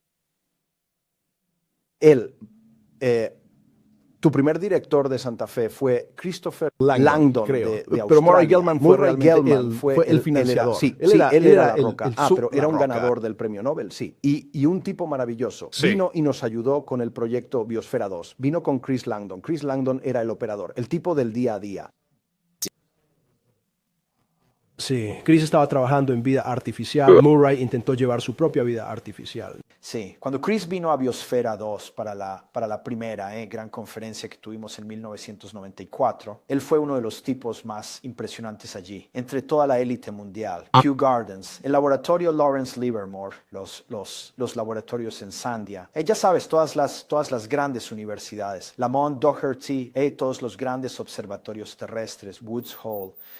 Lo que distinguía a Langdon, pensé, y la razón por la que invité a Santa Fe a ser parte de ello, fue que Langdon realmente hizo una presentación de que todo, y él estaba haciendo esto a científicos, muchos biólogos marinos, muchas personas que estaban comenzando, Wally Brucker y personas que estaban comenzando el estudio del cambio climático, en ese momento llamado calentamiento global, que hizo esta presentación convincente de que todo es realmente matemáticas, todo se reduce a las matemáticas. Y tienes que, todos estos experimentos que haces, no estás... Una de las razones por las que no son considerados por los altos sacerdotes de la física como experimentos reales es que no tienen una base matemática, y todo tiene una base matemática. Langdon parecía un visionario radical. ¿Qué pasó con ese concepto? Te remontas 350 años. Entonces tienes a Isaac Newton, tienes a Leibniz. Avanzando, tienes a personas como Heisenberg y Gödel, y lo que todos esos matemáticos y filósofos llegaron a entender es que hay algo con estos números, pueden describir ciertas cosas, aproximar ciertas cosas.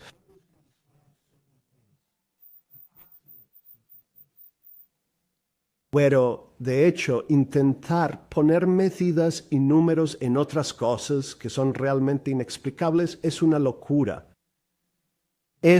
Entonces, hace 300 años decían que ese ámbito inexplicable era Dios. Y las personas que intentaban, de hecho, explicar lo inexplicable, que decían, sí, entiendo lo inexplicable, eran charlatanes, eran los ocultistas, eran los astrólogos. Eran los estafadores. Alquimistas. Sí, los alquimistas eran, de hecho, ellos creían que había una manera de transmutar un metal en otro. De hecho, siempre querían ver si podían crear oro. No hay razón, si lo piensas.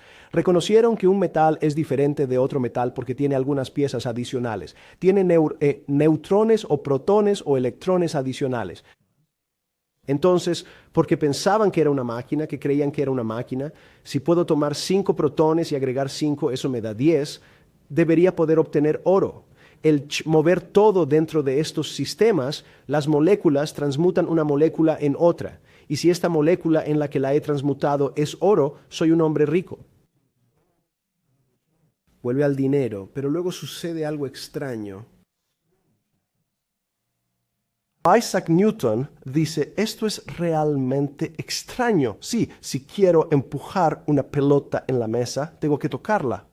Podría haber, tal vez tengo que soplarlo, pero en realidad tengo que empujar un lado de la pelota o el libro para mover ese lado. Estoy empujando aquí, y obviamente esta cosa es lo que nos parece a los humanos ser sólido, así que se mueve como una sola cosa, pero la única manera de hacer que algo se mueva era tocarlo o aplicar una fuerza contra él. Está bien, parece tener sentido. Todo el mundo tiene esa experiencia. ¿Sabes? Quiero levantar un vaso, lo levanto. Si quiero empujar una pelota, la empujo. Si quiero jalar una pelota, la jalo. Pero él reconoció que cuando la pelota se cayó de la mesa fue en una dirección diferente. ¿Cómo es posible eso? Nadie empujó la pelota hacia abajo. Y él dice, esto es una locura. ¿Por qué la pelota bajó? No la empujé, solo la solté. Entonces alguien está empujando la pelota porque estoy seguro de que la única cosa que hace que algo se mueva es con una fuerza que empuja. Así que hay una fuerza que está empujando la pelota hacia abajo. De hecho, nunca lo llamó gravedad. Midió qué tan rápido era jalado, pero nunca pudo explicar por qué sucedió. ¿Cómo es? ¿Qué es la gravedad? Es esto. Todos dicen, bueno, ¿por qué la pelota cayó al suelo? Porque la gravedad la tomó. Pero, ¿qué es la gravedad? Eso es, como diría Feynman, ese es el nombre de la cosa de la que no tenemos idea de qué es. Esto va a Santa Fe. Estaban tratando de explicar lo inexplicable. Podemos medir podemos encontrar una manera de predecir los mercados bursátiles usando estos tipos de complejidad caótica. Claro. Antes de llegar allí, retrocedamos. Vamos a volver a Newton. Antes de Newton y luego Newton. ¿Qué resolvió Newton que durante milenios hasta Newton no se había resuelto? Y luego quiero avanzar hasta Santa Fe y lo que estaban tratando de resolver. Comencemos con solo 2 o 3 de los tipos básicos, pero vamos con Newton. ¿Qué? Pre-Newton era qué y luego por qué es Newton un genio. En el... Creo que matemáticamente me dijeron una vez o he visto que ha habido 115.000 millones de personas aproximadamente que han vivido en la Tierra. Y de esos 115.000 millones, Newton... ¿Estás seguro de que ese es el número? Eso suena mucho, muy alto. Solo tenemos 7 ahora. Yo creo que en la historia de la Tierra, creo que es... Yo buscaré la estadística para ti, pero creo que son 115.000 millones de personas, calculan. Eso probablemente es inflación. Por eso están... Han vivido en la Tierra, pero él es uno de un puñado de los más importantes. ¿Qué resolvió él? ¿Por qué es tan importante para cómo vivimos hoy? Y luego queremos pasar por Leibniz y los otros 2 o 3 más importantes para llegar a Santa Fe. Bueno, es un largo viaje. Este es el corazón de lo que estamos tratando de hacer. Déjame tomar un pequeño desvío por un segundo. Que si fuiste a la escuela secundaria y en el último año de tu secundaria tomaste cálculo, así que Isaac Newton como que inventa el cálculo. Bueno, eso suena, inventa, ya sabes, los matemáticos. Para torturar a los estudiantes de último año de secundaria antes de que se gradúen. Sí, pero obviamente no, sí. La respuesta es sí. Ciertas personas nunca podrían hacer cálculo. ¿Por qué es eso? ¿Por qué el cálculo es tan... ¿Por qué es esa la línea divisoria entre, ya sabes, muchas personas que pueden manejar eso y pueden seguir haciendo ciertas cosas y personas que simplemente chocan contra la pared, incluso si saben matemáticas? Me parece que el cálculo es lo que cambia.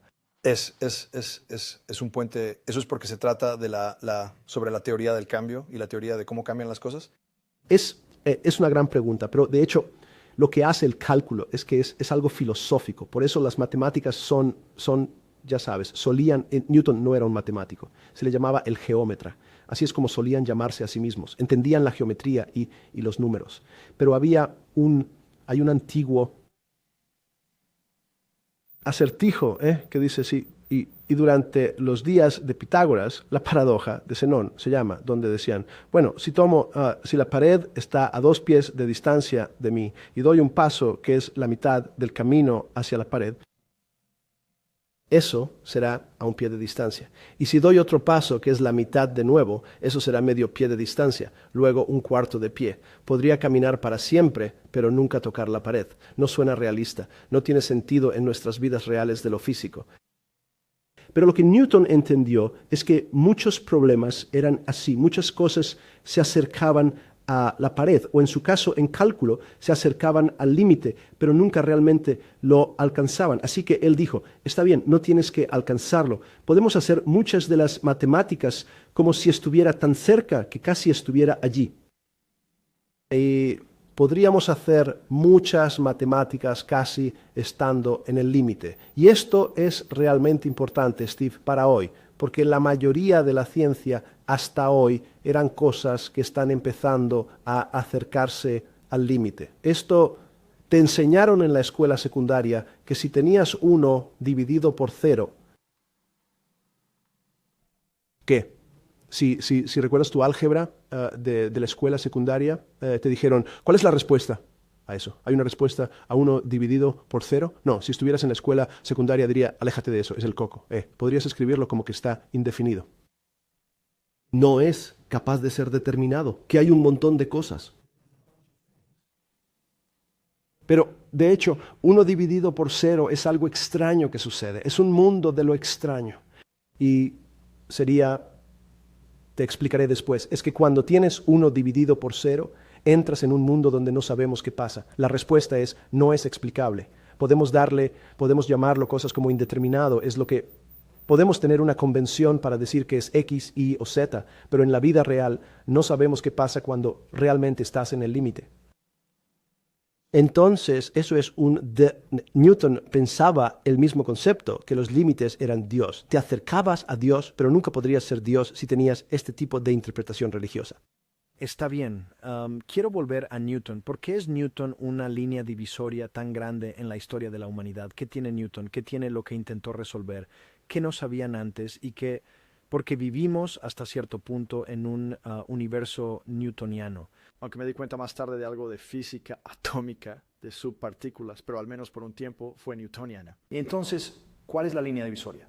¿Por qué es tan importante? ¿Por qué sella un punto de inflexión en el movimiento de la humanidad del pantano a las estrellas? Es una gran pregunta. Las estrellas fueron por Kepler. Lo que Newton comienza a permitirnos hacer es hacer predicciones precisas. Recuerda que hemos hablado de eso con el dinero, sobre las cosas en nuestro mundo físico, como los horarios, o sea, él no tenía coches entonces, cómo se movían los carruajes de caballos, cómo se movían las bolas de boliche, cómo los tacos de billar y las bolas de la mesa de billar se movían. ¿Había intentado la gente resolver eso antes de Newton? Muchas. Había gente que lo intentó, Heráclito o ya sabes, Plotino, Pitágoras. ¿Habían estos grandes de los que oímos hablar, habían intentado resolver el mismo problema? No es el mismo problema. Intentaron, nuevamente, lo que hace Pitágoras es que comienza a descubrir estas relaciones en triángulos. Por ejemplo, todos saben que A al cuadrado más B al cuadrado es igual a C al cuadrado. Ese teorema de Pitágoras que básicamente dice que estas formas en un triángulo, cada lado del triángulo, tiene una relación fija con los otros dos lados. Eso es extraño. Él sabía de nuevo, pero todo eran números. Esto era un sistema de cosas en el mundo físico. Y Pitágoras dice, podemos empezar a poner números en cosas que te ayuden a predecir cómo se comportarán. Puedes sumar dos triángulos y hacer un cuadrado, algunas formas diferentes. Estaban observando formas geométricas.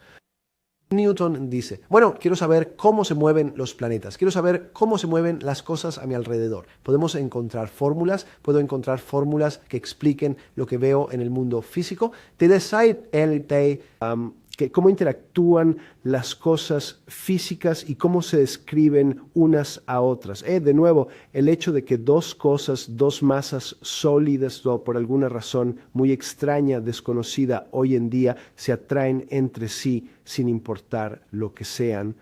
La gente ha visto el experimento. Estás colgando algo, dos pequeñas bolas de metal de un hilo y se mueven una hacia la otra. De hecho, se mueven una hacia la otra, fue algo muy específico. Así que cuando sueltas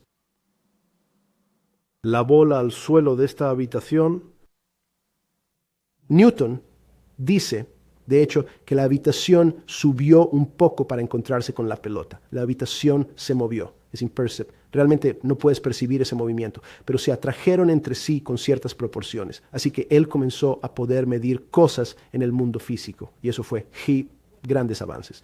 También, ahora querías moverte muy rápido.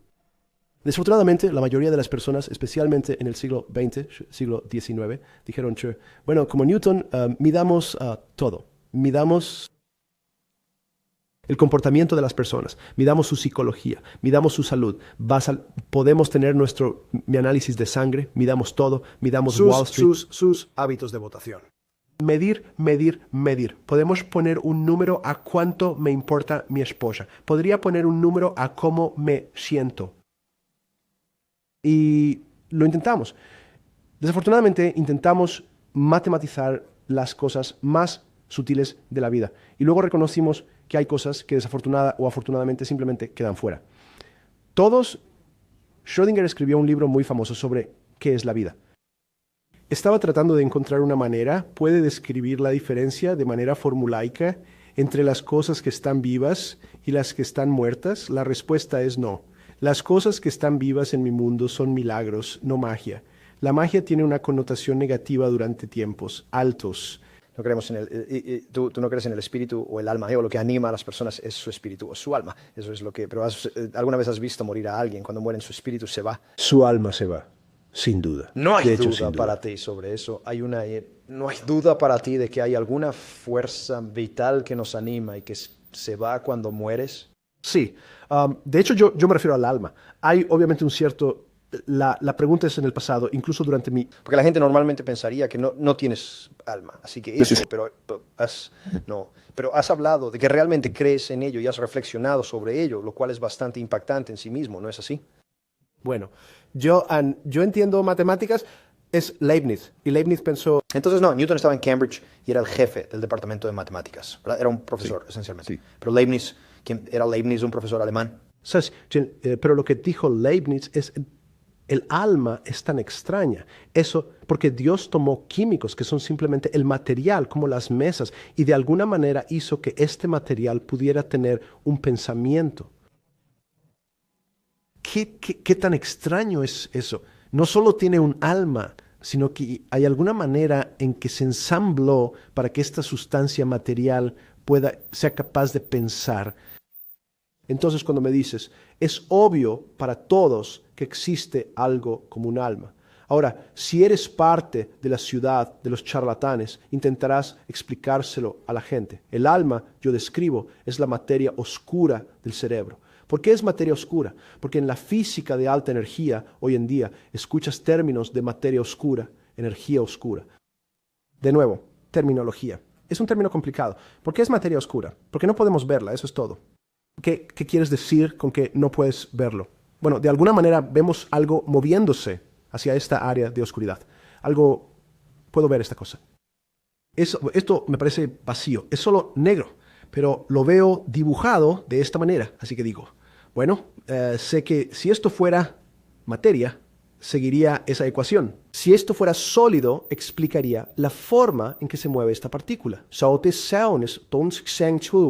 Pero no puedo ver nada aquí, así que lo llamaré materia oscura y diremos, no sé qué es, pero se comporta como si hubiera algo allí. El alma es obvia para todos. Vivas y las que no están vivas, pero no tenemos idea de qué es. Actualmente es inexplicable. Creo que necesitamos un sistema de análisis completamente diferente para intentar averiguar. Lo siento. Mira, pero eso no. Con Newton, ya sabes, con todo su estudio alquímico, estudios alquímicos y cosas en las que trabajó en el lado espiritual, Leibniz solo había hablado sobre el alma, Schrödinger habló sobre qué es la vida. Si un científico moderno o alguien a quien financiaste en el MIT o Harvard o una de estas cosas hablara en esos términos, serían considerados un chiflado hoy en día, ¿no? No estarían en el camino para la titularidad, ¿verdad? A menos que estuvieran en el departamento de filosofía. Este es exactamente mi punto. Estamos hablando de tres de los más grandes matemáticos en la historia de la humanidad, que realmente han cambiado a la humanidad, hablando así. ¿Qué pasó? ¿Cómo llegamos a una situación en la que no podrían estar en la alta física? Ya sabes, no podrían estar en el departamento de matemáticas o trabajando en la física de alta energía. Es una respuesta fácil. Newton era una combinación de matemático o geómetra en ese entonces y filósofo. Y a medida que pasaba el tiempo, esas disciplinas parecían separarse. Teníamos filosofía. Algunos de los filósofos no pueden hacer matemáticas y algunos de los matemáticos. Y de nuevo, los matemáticos a menudo se dividen en dos categorías. Personas que resuelven problemas, esos son más como los geómetras de antaño, solo solucionadores de problemas. Y luego están los pensadores, teóricos, son más como el antiguo movimiento hacia la filosofía. Pero ninguno de esos dos grupos ha podido averiguar por qué algo está vivo en lugar de no estarlo. Nadie ha podido describir qué es el alma, pero todos sabemos que existe. Y creo que lo que necesitamos es una nueva... Ciencia es una mala palabra. Yo creo que la ciencia solo describe las cosas que ya conocemos sobre el mundo físico. De hecho, hay un argumento de que el mundo físico que vemos ha sido creado a partir de nuestros sistemas para ser de las matemáticas. Las matemáticas, todos saben que las matemáticas describen el mundo físico mucho más de lo que deberían, a menos que, mi opinión, el mundo físico realmente proviene de seres conscientes que tienen matemáticas, así que lo crean. Esta mesa te parece a ti y a mí ser sólida. Para un murciélago, eso, sí, porque tenemos luz que rebota en la mesa hacia nuestros ojos, parece sólido. Si en lugar de ojos que respondieran a longitudes de onda de luz visible, nuestros ojos respondieran a ondas de radio, las frecuencias de radio no es diferente. Es el mismo tipo de frecuencia que la luz, pero a diferentes velocidades. La mesa sería invisible. Sabemos que nuestro teléfono funciona en esta habitación. Entonces, las ondas están atravesando las ventanas, las ondas están atravesando las paredes, así que las paredes son invisibles para ese tipo de radiación, ese tipo de energía. Las paredes no son, puedo verlas porque mis ojos, un sistema físico, determinan que las paredes están ahí.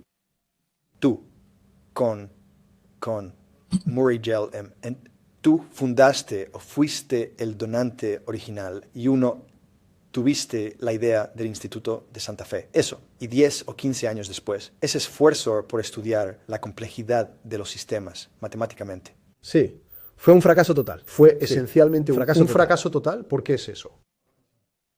Es el fracaso de la ciencia. Porque de hecho, si hasta cierto punto la ciencia no describe el romance. No sé por qué me atrae a alguien, no sé, las personas se atraen entre sí de alguna manera, todos tienen la misma sensación. Han visto a alguien entrar en la habitación y dicen, oh, esa persona me da una sensación extraña. La ciencia ha intentado describir. La ciencia no describe lo que significa una sensación extraña. Solo saben que es una sensación escalofriante. Creo que las mujeres, como dije la última vez, tienen un sentido intuitivo. ¿Qué es intuitivo? Tienen intuición, tienen sentimientos y son capaces de manejarse en el ámbito de cosas que los hombres, especialmente hombres como yo, encuentran inexplicables. Las mujeres tienen intuición, los hombres ven las cosas un poco diferente. Los hombres quieren medir todo, las mujeres no están realmente tan interesadas en medir. En lo que estás diciendo en términos macro, ¿realmente piensas que la ciencia, las matemáticas, tal vez en última instancia la tecnología se está moviendo hacia eso más intuitivo? Creo que la ciencia y las matemáticas son anticuadas y desafortunadamente a la gente todavía se le enseña que tienen que aprender álgebra en la escuela y ciertas cosas en la escuela en lugar de aprender a tener una emocional.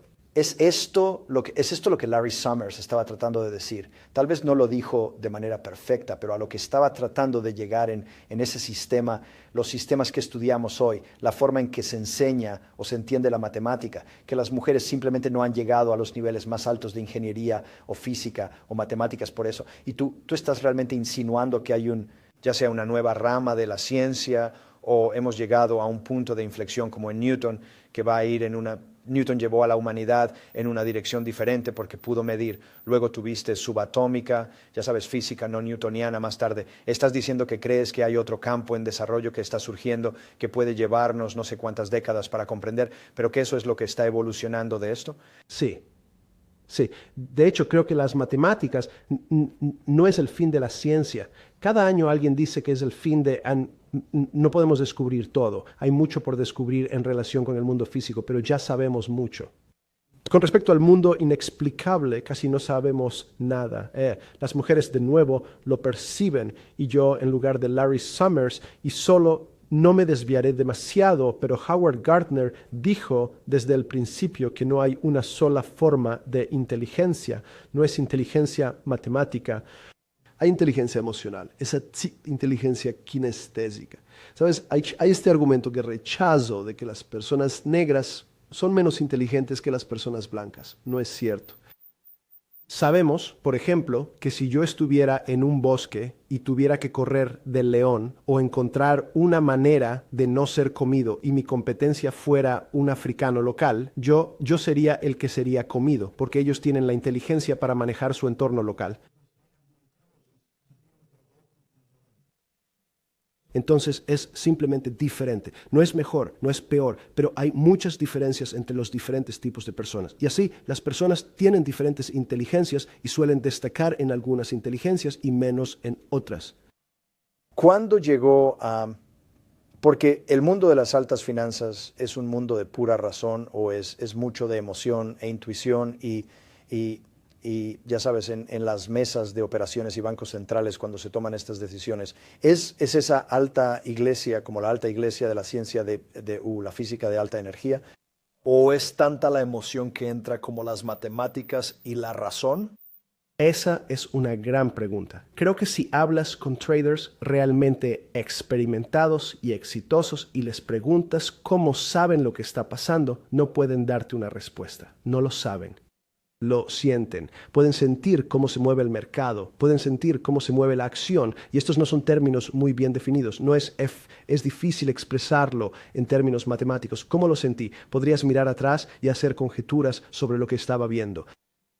Pero los grandes traders lo sienten y luego actúan según sus sentimientos. Esa es la diferencia. Muchas personas lo sienten, pero tienen miedo porque quieren una justificación matemática antes de dar ese siguiente paso. ¿Cuándo llegaste por primera vez a la mesa de operaciones en Bear Stearns? A finales de los años 70 o mediados de los años 70. ¿Te sorprendió lo poco que los operadores comprendían realmente de matemáticas? Sí, de nuevo teníamos una calculadora de Texas Instruments. La mayoría de los corredores de bolsa, especialmente antes de 1975, si eran buenos corredores de bolsa, podían sumar, eso es todo. Si podías multiplicar, ya estabas en el 15% superior de los corredores de bolsa. Corredor de bolsa simplemente significaba que hay una historia. Cuando fui a la primera persona, yo no tenía dinero. Y le dije, ¿cuánto dinero ganas al año? Y él dijo, $400,000. Yo dije, imposible, yo estoy ganando $10,000. Eso probablemente sea más de lo que tu familia había ganado en toda su Correcto, sí, existencia. y él gana eso en un año. Le dije, ¿qué haces? Y él dice, es demasiado complicado para que lo entiendas. So, I'm a bear and house. Que es la principal intención de la gente de Wall Street. Ellos quieren decirte que es demasiado complicado, porque si entendieras que esa persona simplemente tenía un cuñado, de hecho, en este caso, que dirigía el fondo de pensiones en General Motors, su cuñado lo llamaba y decía, compra 1000 IBM, colgaba el teléfono, lo escribía en un ticket y lo llevaba a una ventanilla. Ese era todo su conjunto de habilidades. Hola, escribe lo que dice mi cuñado, camina hasta una ventanilla de boletos.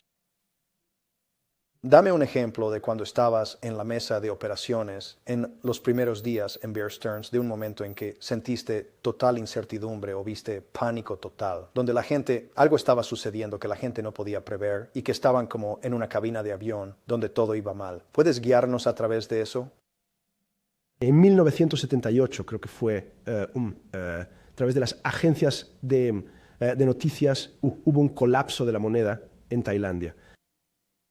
Así que al otro lado del mundo no tenía relación conmigo, no estaba seguro de dónde estaba Tailandia. Pero el hecho de que una moneda, el dinero de un país, de repente hubiera caído tremendamente en valor, afectó a los mercados del resto del mundo. Y la gente entró en pánico, porque nunca habían visto eso antes. Una parte muy pequeña de un sistema muy complejo tuvo un impacto en todo el sistema. Entonces, los precios de los apartamentos en Park Avenue, los mercados de bonos, los mercados de acciones, todo comenzó a fluctuar. ¿Sabes? Hay una vieja expresión matemática que dice que si las alas de una mariposa en México toman el giro equivocado, se descontrola y eventualmente para cuando llega a Canadá se convierte en un tornado. Así que estos son parte de sistemas complejos. Así que sí, Wall Street en ciertas partes. El Instituto de Santa Fe se suponía que debía realmente idear una fórmula para eso, para las alas de mariposa. ¿Por qué en 15 años llegaron al final de al menos ese experimento?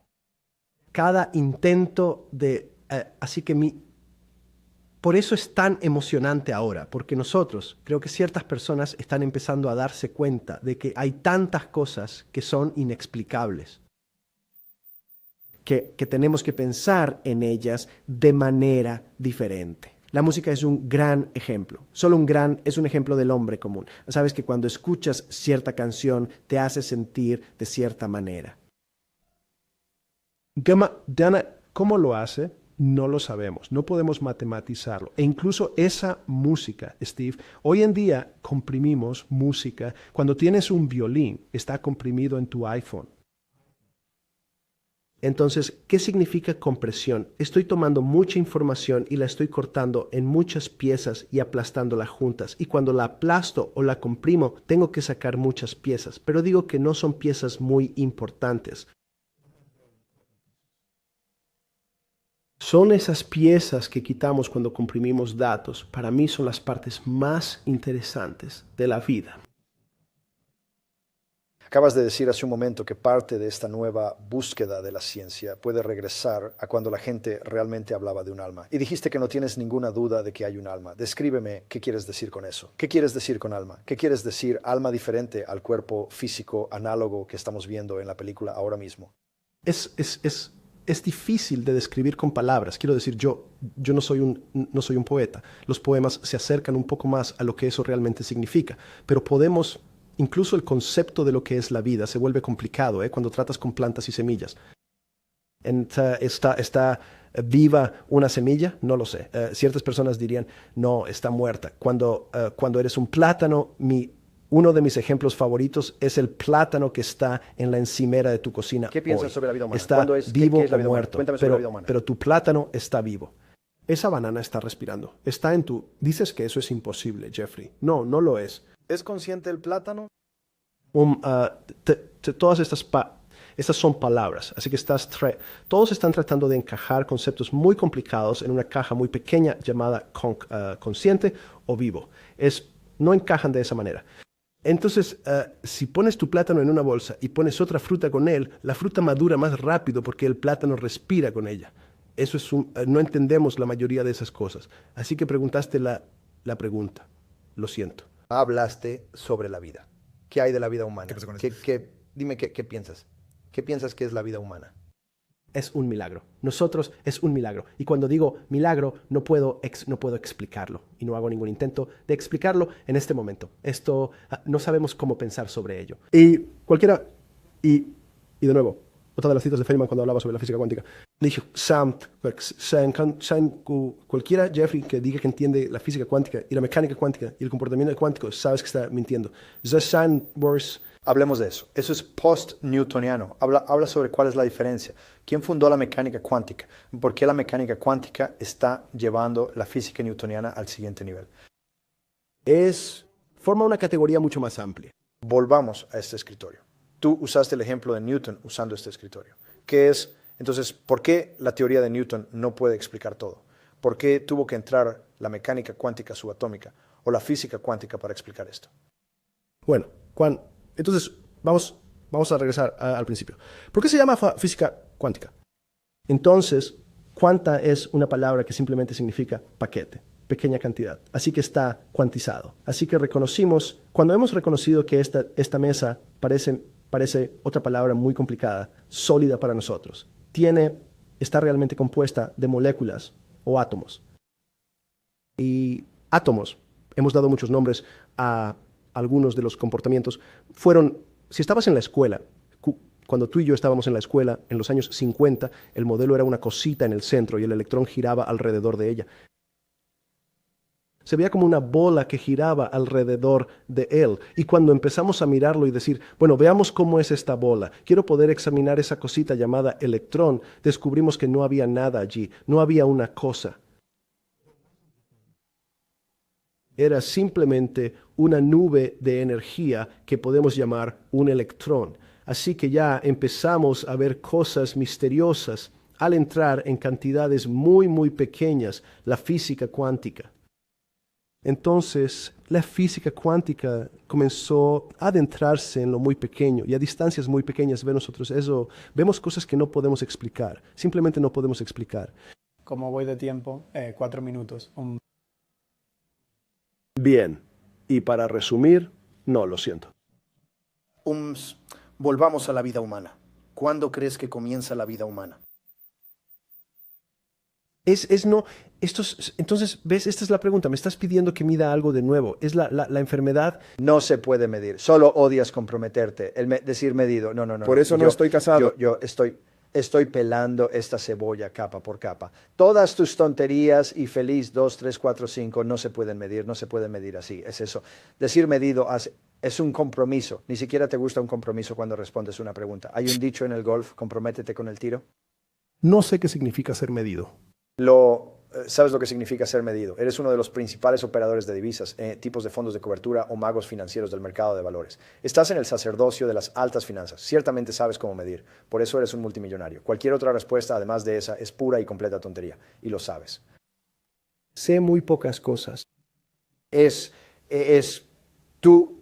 Tú sabes que las cosas deben ser medidas. Mides todos los días, pesas y mides todos los días, pesas y mides a las personas, pesas y mides a los líderes, pesas y mides las economías, Genial. Pesas y mides la política, pesas toda tu vida. De hecho, es medir.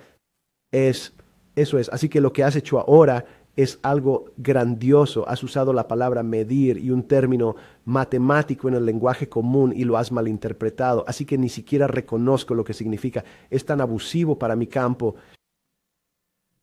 ¿Por qué? Y vamos a eso. En matemáticas medir significa, ¿y medir significa qué específicamente? Eso no es una es una aproximación o darle algo, un número. Si Einstein dijo, no te estamos pidiendo que vayas al noveno decimal. No dijimos todo. eso antes, no, ni no siquiera. vas al noveno lugar. ¿Qué pasa si digo, mide cuánto mides? Dirías, está bien, 6 pies, 6 pero pies, 6 pies, sí. ¿es 6 pies una pulgada? Dale o toma un 6, es 5, entre 5 pies 11 pulgadas y 6 pies. ¿Pero qué es eso? Pero yo quiero, entonces la pregunta es que quiero una precisa. Es de Zeno. Tengo la paradoja de Zeno. Ni siquiera ¿verdad? sé qué significa medir. Estoy midiendo la parte superior de tu cabello, la parte superior de tu cráneo. Cuanto más fino, más... Te estás poniendo, está siendo rabínico. Eso es como... Me afeité la barba, solía ser rabínico. No. Mi punto es, no es eso lo que pasa con la Torá, donde estás analizando cada definición. Tú, sin embargo, definamos ampliamente la medida. Tu vida literalmente se trata de medir, ¿no es así?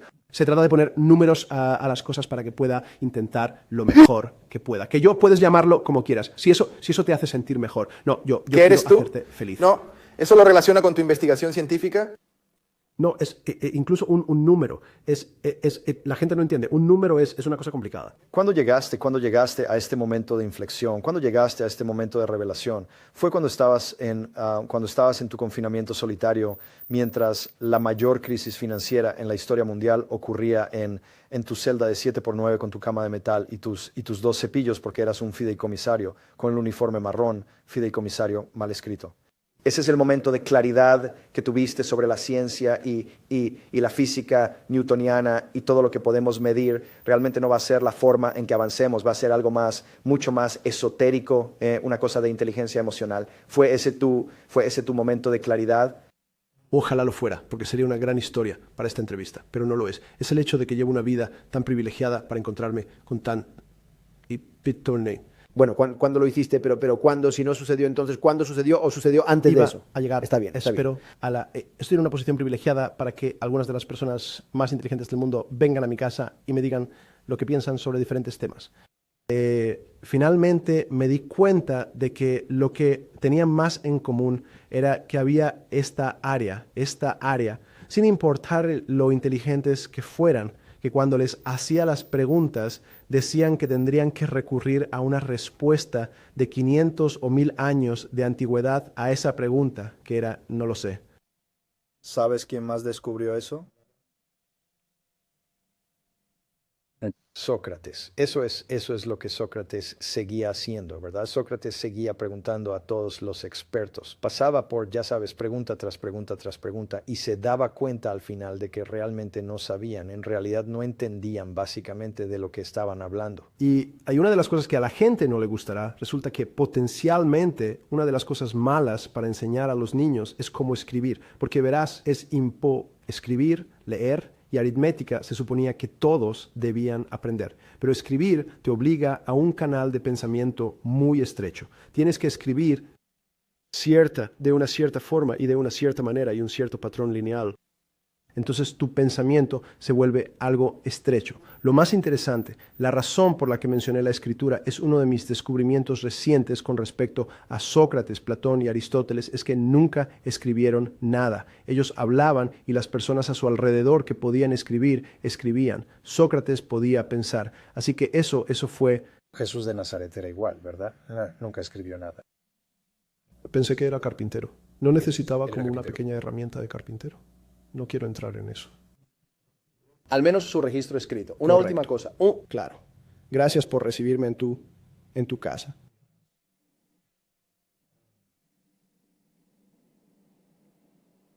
Jugo de vegetales. Mira lo que hace el jugo de vegetales. Volvamos. ¿Cuándo fue eso, el comienzo de eso? ¿Hubo algún momento de revelación entre todos estos grandes pensadores? ¿Ocurrió antes de 2008? ¿Fue después? ¿Surgió a lo largo de, muchos años? Pero ¿cuándo te diste cuenta realmente de que, oye, algo nuevo tiene que desarrollarse? Eso es genial. Es que porque, de nuevo, tengo el privilegio de tener personas a mi alrededor que han dado muchos regalos filantrópicos a instituciones de educación superior. Y cuando dije, dime el impacto, ¿cómo juzgas el impacto de tus donaciones? Y nos sentamos y dijimos, no han surgido ideas realmente nuevas. Y me di cuenta de que, por supuesto, no ha surgido porque hemos estado usando la ciencia y las matemáticas y es la herramienta equivocada. Es obvio. Las instituciones que se establecen y tratan de promover el conocimiento y la comprensión y la verdad deberían tomar tu dinero. Derek Bock en Harvard dijo, tomar dinero para buenas causas es algo bueno. Daryl Pratt. Entonces, si Hitler sacó todo el oro de los dientes de los judíos y dijo, quiero dar esto a la Universidad de Heidelberg para financiar las cátedras de Leibniz, para que pueda estudiar física de alta energía, Derek Bock diría que eso estaba bien. De nuevo, estas preguntas son preguntas donde personas buenas de ambos lados, como en Charlottesville, podrían diferir. Yo no sé la respuesta a la pregunta. Entonces dinos las dos respuestas. ¿Cuál? La respuesta de por qué no debería ser. Y luego la respuesta donde Derek Bock dice, esencialmente tomaré dinero de cualquiera, porque tengo tantos proyectos, tantas buenas personas, y esta es la manera en que lo haré. Así que soy indiferente a de dónde viene el dinero. El dinero es dinero. Estas buenas personas, o en el fiduciario que dice que estas son buenas personas y esta es buena investigación. O está bien, tomaré el dinero de cualquier fuente, incluyéndote a ti. ¿Cuál es el otro argumento? Déjame darte el yo sé, en mi caso he dado... ¿Es tu dinero sucio? Solo hice una pregunta. ¿Es tu dinero sucio? No, no lo es. Así que de hecho... ¿Por qué no es dinero sucio? Porque yo me lo gané. Pero tú lo ganaste a través sí. de... Escucha, lo ganaste. Volvimos a esto antes. Lo ganaste asesorando a las peores personas del mundo, ¿verdad? Que hacen cosas enormemente malas y solo para ganar más dinero. Entonces, si yo que en lugar de hacerme la pregunta, deberías tomar el dinero, porque creo que es una ¿Crees pregunta que es una pregunta legítima? Sí, sin duda. ¿Por qué? Porque lo pienso y la ética siempre es un tema complicado, pero puedo decirte que con el dinero que di para ayudar a tratar de erradicar la polio en Pakistán e India, en lugar de preguntarme si ese dinero debería darse a estos niños para vacunas, creo que quizás quieras preguntarles a sus madres quienes recibieron la vacuna, quienes saben que su hijo ahora no contraerá polio. Y pregúntales si Epstein debería haber ayudado a estas personas con su dinero.